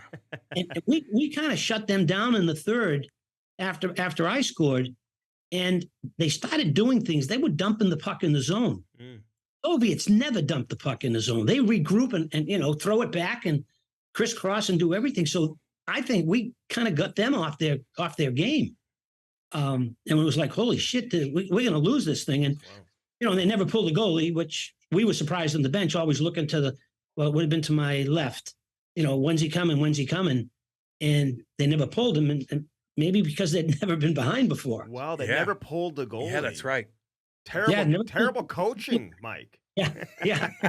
I mean, how do you not do that? Hey, listen, what kind of role do you think Al Michaels has played in how the entire achievement has been commercialized and the whole mantra behind Miracle? I mean, just think if he never said, "Do you believe in miracles?"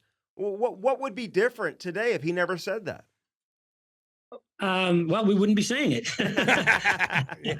Maybe he would have said, this is an impossible victory. Who knows what he would have said? Yeah. But, Al has been a very close guy on our team. When we have team functions, we always invite Al. He says he's our mascot. He's our team mascot. But, yeah, it was I thought what he said after we beat the Finland game, this impossible dream comes true. I thought that was a great line, but everybody still talks about the Soviet game. If put it this way, we were just talking about it. If we don't beat Finland, we're not having this conversation. I know. People would come up to me and say, geez, Mike, if he only could have beat Finland to win the gold medal. Yep. And there's a chance if we don't beat Finland, we could have come in 4th place and not even won a medal because there was a point situation then. It wasn't a gold medal game. You carried points into the semifinals and the finals. So the Finland game was by far the biggest game we would play. Wow. What was the Olympic Village like when you guys get done with Finland? You guys cruising around saying, hey, we're high-fiving everybody. The girls are probably coming up to you. That must have been unbelievable. Where's the figure skaters? Where the figure skaters at? The Swedish bobsledders. Yeah, they'll find you. They're going to find you. There were signs in all different languages in the Olympic Village congratulating us on winning. It was pretty cool. Wow. But we didn't, you went into the village and then you went out to Lake Placid. You went downtown Lake Placid. You weren't hanging in the village. There was restrictions, and it was a very different Olympic Village than the Olympic Village is today. From what I've been told, when these athletes come into the villages, they hand out condoms. Yes. To the athletes. Yes, they do. They gave us ice cream. There were no condoms in Lake Placid. They wanted you guys to all breed, I guess, all these good athletes. And we weren't even in the big, the main building. We were off to the side in trailers. So you didn't really see many of the other athletes unless you went into the game room, a video game room. Mm-hmm. And you would play, all the video games that were there. And for the most part, that was, I know Dionne Warwick performed one night. So that was kind of cool. Anne Murray performed one night in the village, and then Jamie Farr Klinger performed one night. So you had kind of an entertainment area where you could do something. But and in our case, we couldn't go into Lake Placid. You couldn't go downtown because if they knew who you were just people would swarm around you. So you basically stayed out of downtown until after it was over. Hey, listen, how many times had you guys played the Soviet Union? Had you ever come close to beating them before? And how much did having a home ice advantage help you guys? Do you feel like did you feel the energy from the crowd as the game progressed throughout the course of the 60 minutes? When the Soviets were before the Olympics, the Soviets were in the United States playing in NHL teams. I think they played 5 or 6 NHL games. They sent their B team over to the United States. We played the B team I think 6 times. I think it was it wasn't the Red Army team. I forget what the name of them, Torpedo or something. Mhm. And we beat that team every time we played them. We beat the Soviet B team. But the A team, the real team, we didn't play them until right before the Olympics in Madison Square Garden. And we lost 10-3. Totally crushed. Totally, it was like, holy shit. Wow. So, and the next game we played after that was 2 days later against Sweden. So, and then as far as the Lake Placid, that's where USA chants first started, was in that arena. And, I don't know if you've been to Lake Placid, but, the rink seats about 9,000 people. And you'd have thought there were 30,000 in there. It was so loud. But, playing hockey, you don't hear anything when you're on the ice.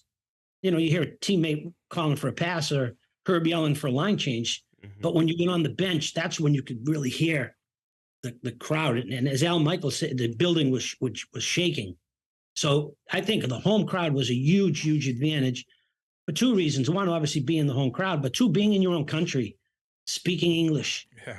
Yeah. Eating the food that you're used to eating. I was in Sarajevo. I was in Lillehammer.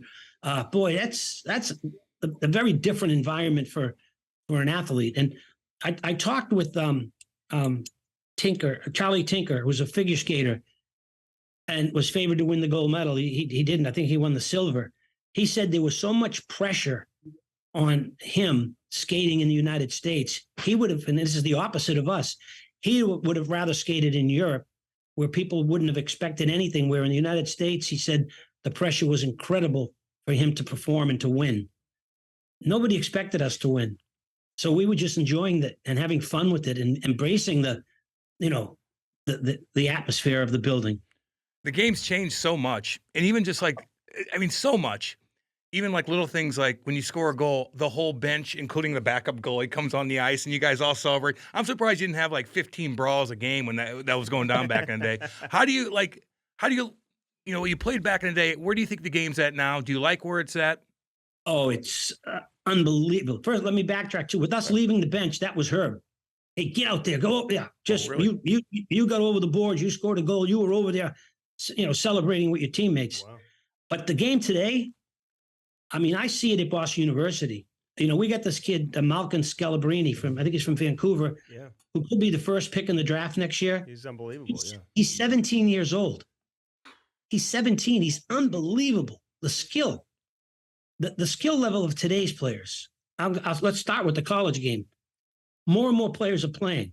They're coming from Texas. They're coming from California. They're coming from St. Louis. Yeah. It's producing really good players. Florida.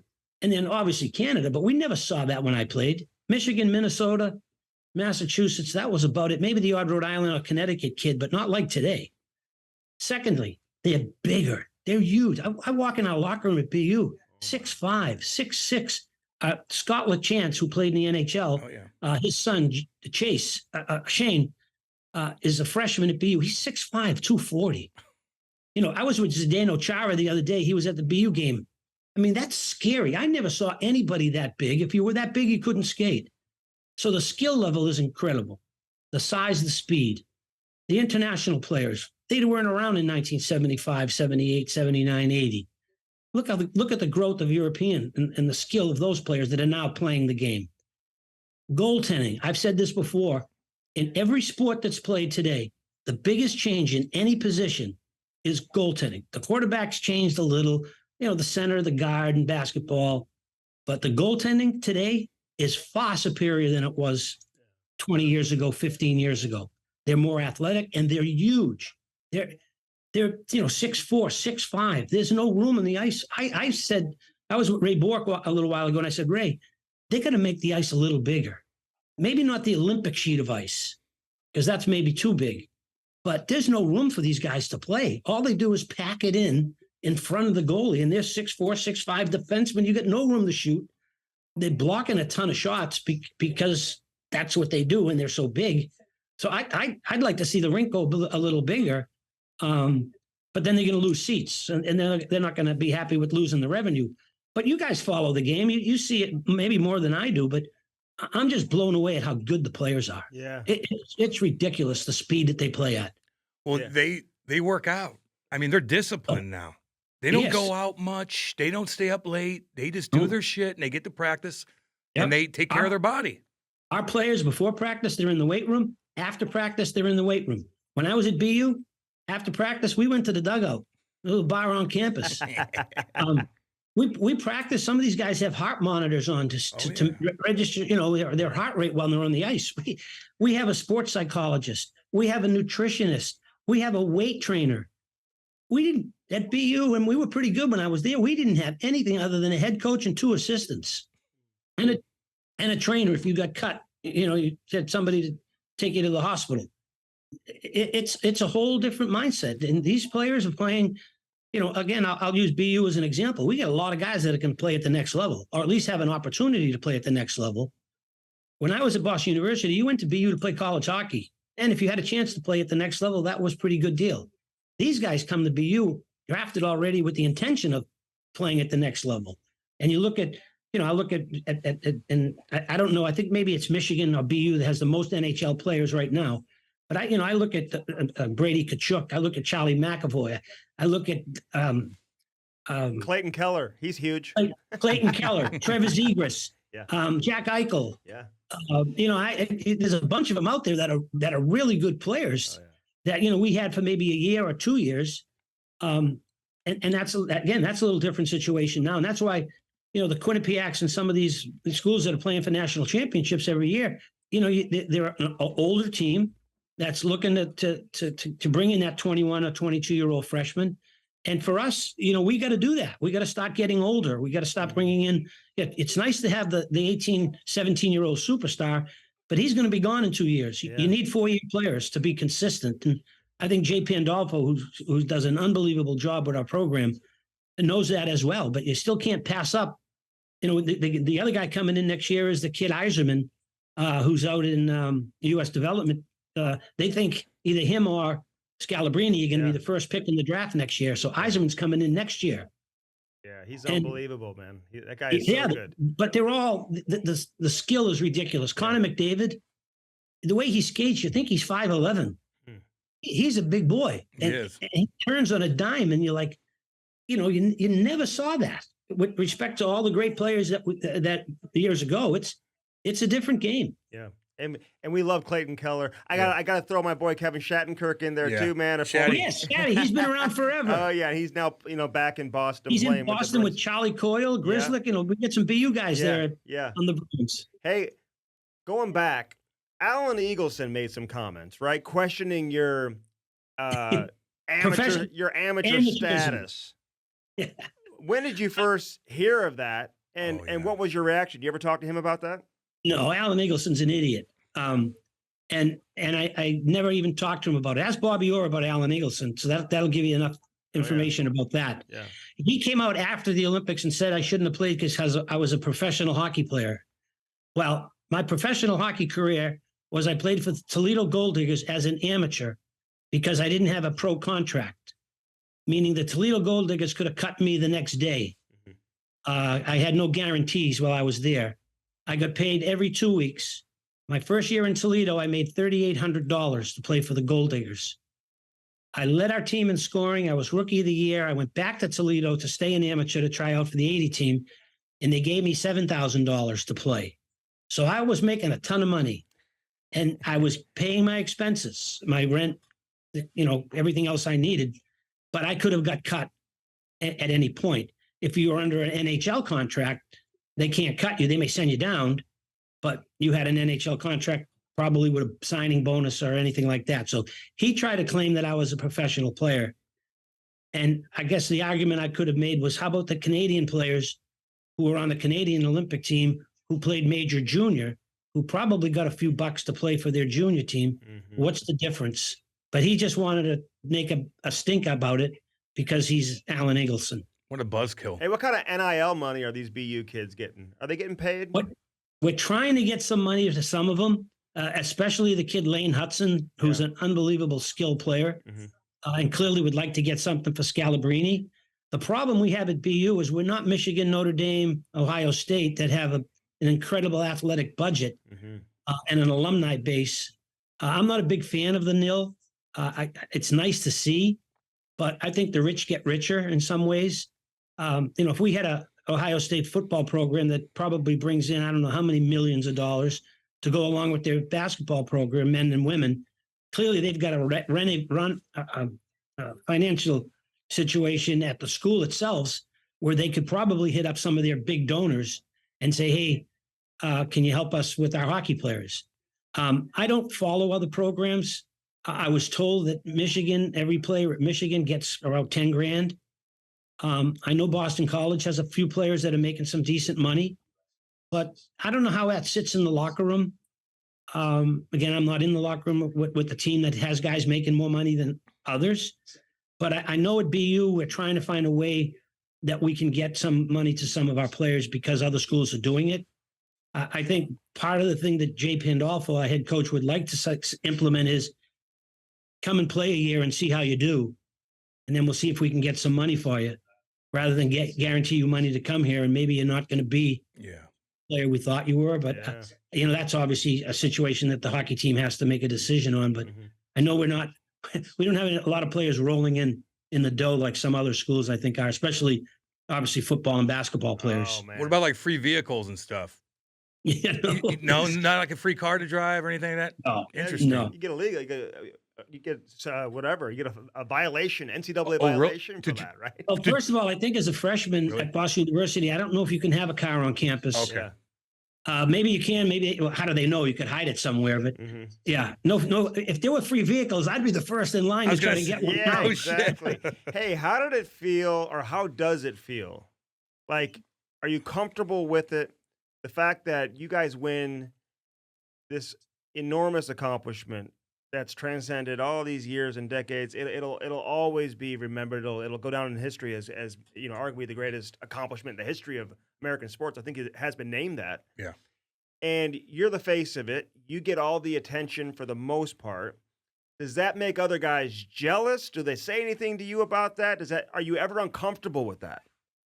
No, I'm obviously very cautious of it as well. If you heard me speak, I don't talk about myself. It's about our team. And I'm a big believer in that. And I think my teammates respect me for that. I don't think there's any jealousy. I think I probably take more shit from them because of it.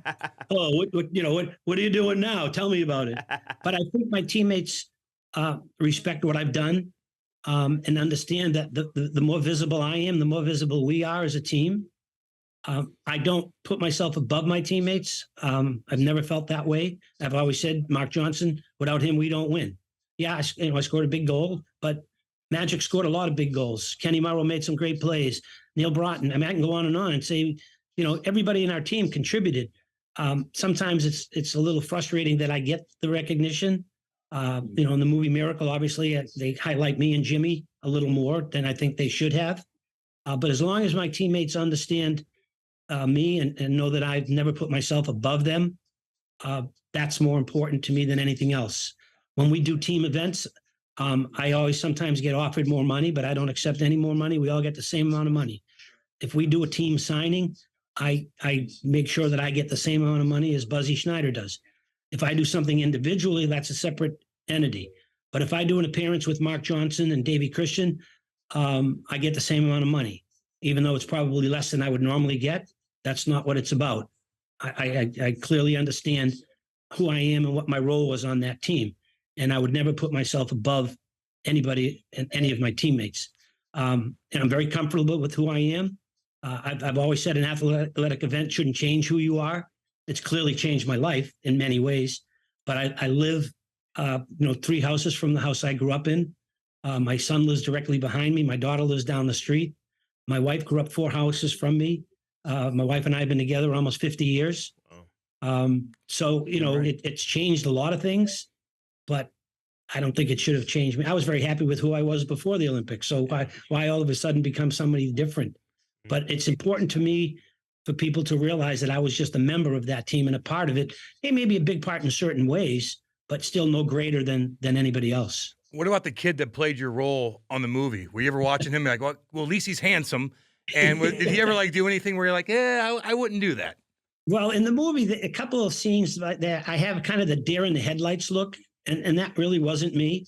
But the kid that played me, his name's Patrick O'Brien Dempsey, and he's from the Boston area. He played at Framingham State.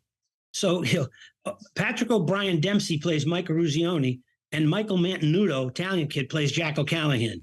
So figure that out. But I remember when Patrick, he wanted to get to know me and meet me. So he came and skated with our high school hockey team when I was coaching. And my 2 sons were on the high school team at the time. And everybody's wondering who this kid is skating at practice. So practice was over and I brought the whole team together. And I said, guys, this is Patrick O'Brien Dempsey. And I said to my son Michael and my son Paul, Michael, Paul, this is your father. And they kind of looked at me and went, he's playing me in the movie Miracle. Daddy. So that was kind of fun. I love it. I love it. And getting back to my previous question, you probably made a lot of money for a lot of your teammates too, so I'm sure they're appreciative of that, in terms of all the opportunities you guys have had, over the course of the last we've done some years. memorabilia signings and things here and there, and it's nice to be able to do that. It's nice to be able to spend time with them. First of all, we do a fantasy camp in Lake Placid every year. I think this year will be our 6th year, and a bunch of the guys come back for that, and we get to see each other. We've done some signings. We get to an odd golf outing once in a while, but I take my fair share of shit from the guys because of it. But I think, again, I use that word a lot. I think they still respect me and respect the things that I've been doing for the last 43 years. So you're telling me that you're not sitting at home some nights having a couple of cocktails, maybe a bottle of wine. And you're like, you know what? I'm going to put that game on and watch it. And I do that when I'm drinking at night too and watch all my fights. Don't get me wrong. I'm not going to lie to you. Cam searches his name on YouTube every day. Only when I'm drinking. Yeah. Somebody asked me why I don't watch the game, and I said I don't want to be sitting at home and one of my buddies shows up and says, "What are you doing?" "Oh, really? Let it go. It's over." Plus, I'll tell you a quick funny story. My wife and I don't drink at home. I drink a lot, but never in the house. And then just before COVID hit, I did a speaking engagement for Tito's. And I drink 3 things. I drink Tito's and soda. I drink water, an occasional glass of wine. I don't drink coffee or juice or milk or anything like that. So I told Tito's the story.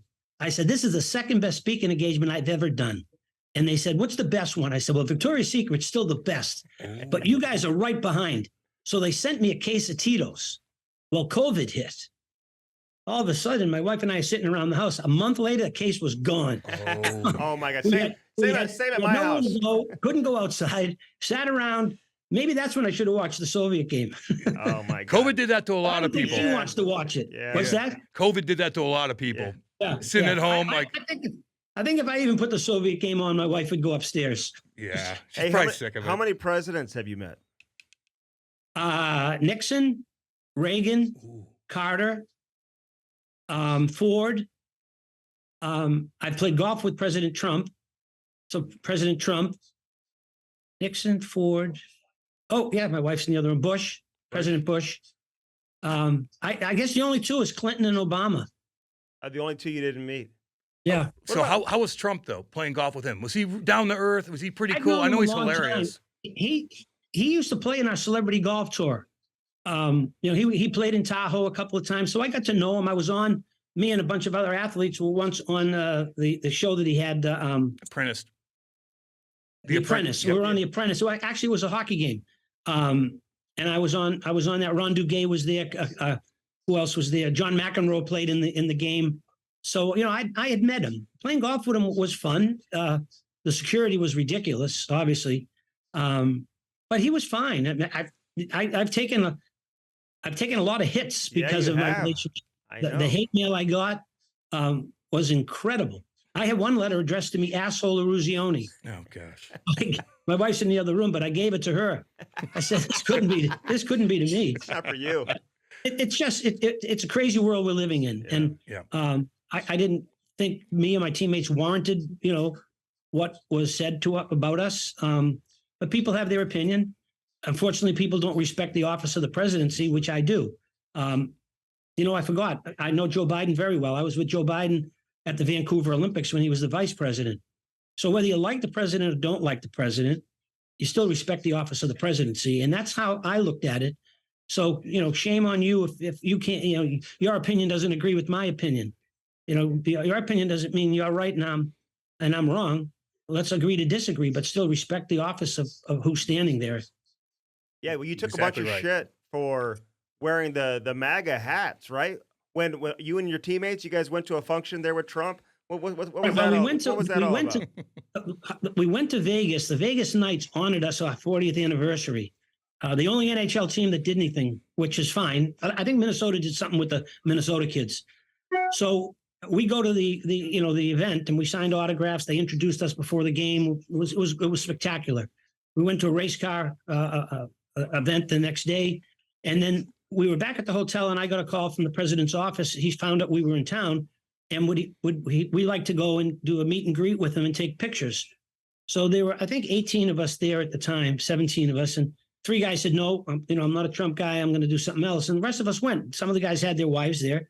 And we did the photo op with the president. And we were getting on the bus to go back to the hotel. And his aide came up to me and he said, Mike, the president would like to introduce you to the audience. And I said, sure, guys, what are you doing? And the guys went, yeah, that'd be great. So we're walking out and they gave us the MAGA hats. Now, 100% truth. I don't know what the MAGA hat mean other than make America great again. That's what it meant to me. I'm not a political I don't follow it. So I know exactly what I said to this day. He introduced me, and I said, I want to thank the people of Las Vegas and the Vegas Knights. It's the only team in the NHL that offered to honor our team. It's a first-class city and a first-class organization. I never once said anything about the president. Got off the stage, we all left, and then we found out what it was. So I come back, the Washington Post called me, and I came back and I said, and I said exactly what I just said to you guys. I don't know what that means. To me, it means make America great. And I want to make America great. And unfortunately, it means something different. So maybe we shouldn't have worn the hats. Now I get a call from the president's office saying the president was disappointed in my comment. And I said to him, do me a favor, tell the president that it was not to be disrespectful to him, but the article said the United States hockey team wore the hats and the whole team wasn't there. So I made that statement because I had to protect my teammates who weren't there, saying it wasn't the 80 Olympic team. It was some members of the 80 Olympic team, which the media did not say. Of course not. So then I talked to his son, Eric, who I see. Eric Trump is a member of Trump and Jupiter. And I told Eric when I saw him, I said, do me a favor, please tell your dad that this was not intended to be against that. I said, I had to protect my teammates who weren't there, who were pissed off that got thrown out of under the bus with the rest of us. And again, if I'm hoping, I think he kind of understood it and realized and got it.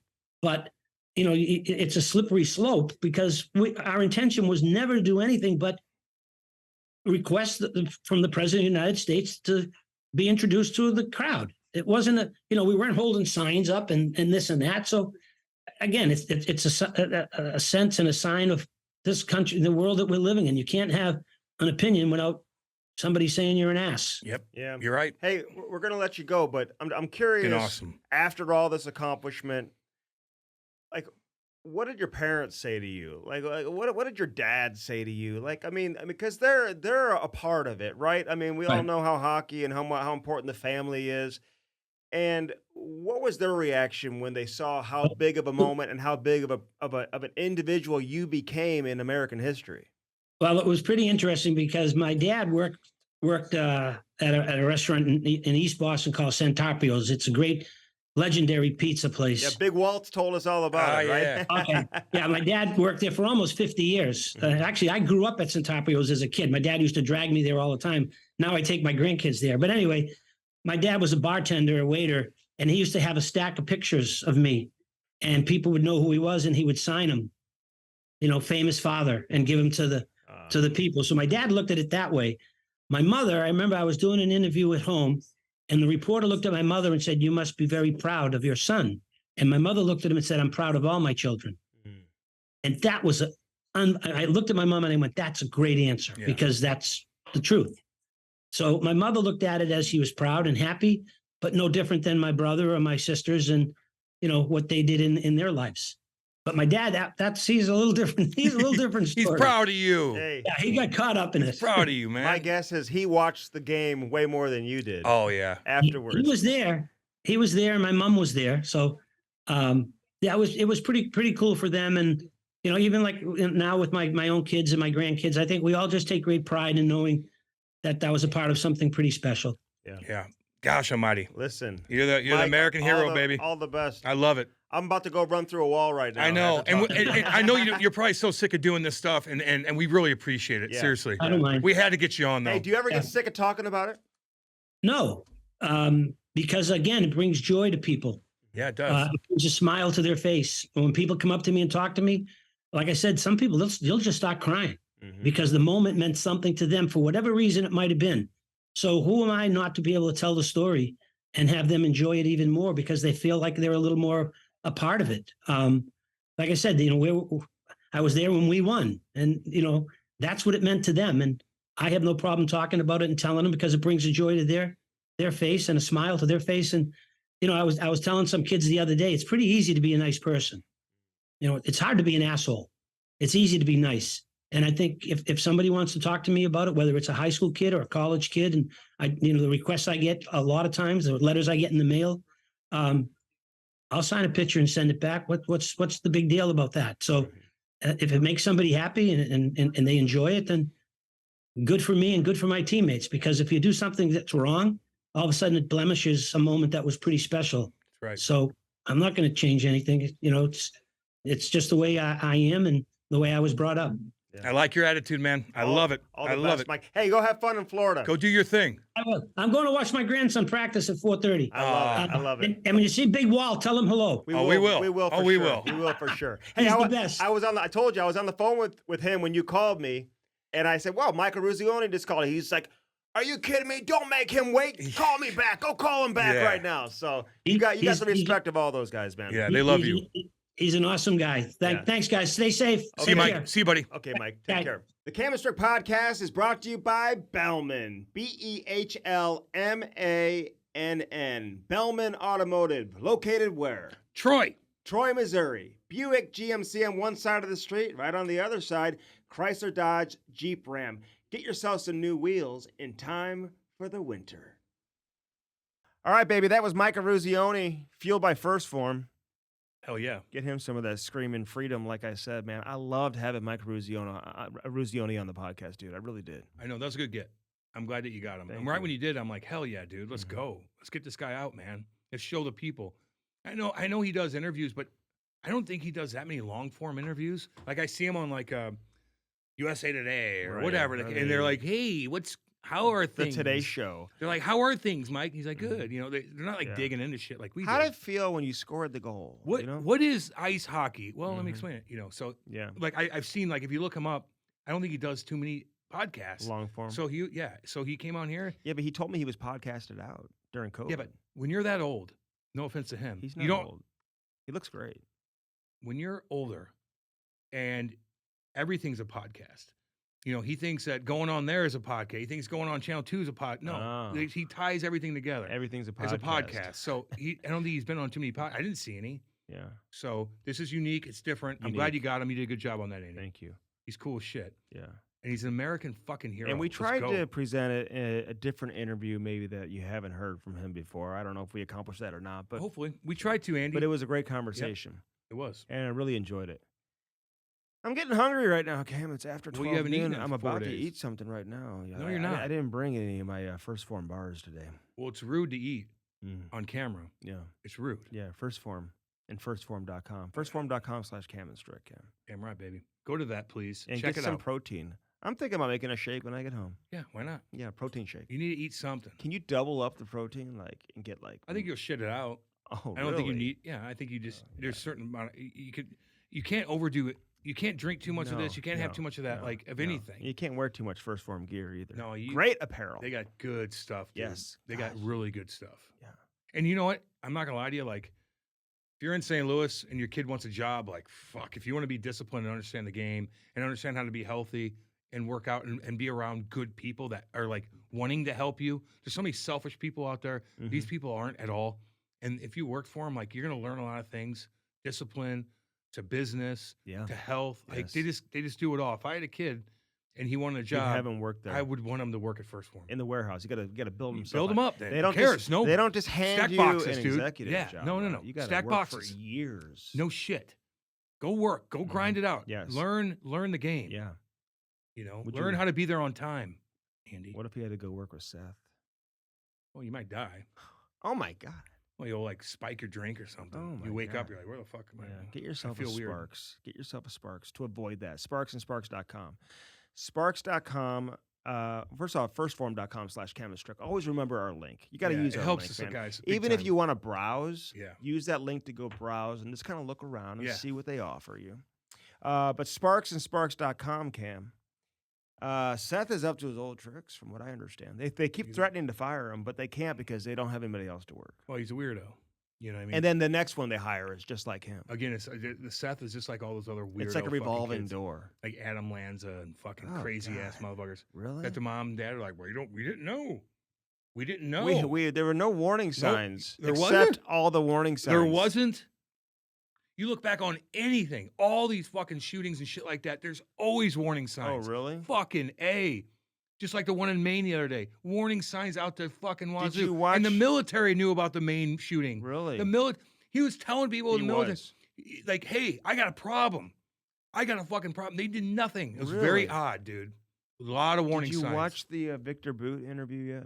Get off of that. No, I'm asking you if you watched belabor it. points so much because you only could talk hockey. You don't know anything. It's all good. Don't belabor the points. No, because No, you do. No one cares after anymore. the trade, Nothing happened yet. After the trade for BG, I nothing's just was nothing's curious. happening with that, dude. You There's got to all- watch the video. I'm Dude. curious if your opinion of him has changed. Dude, I don't yet. give a fuck.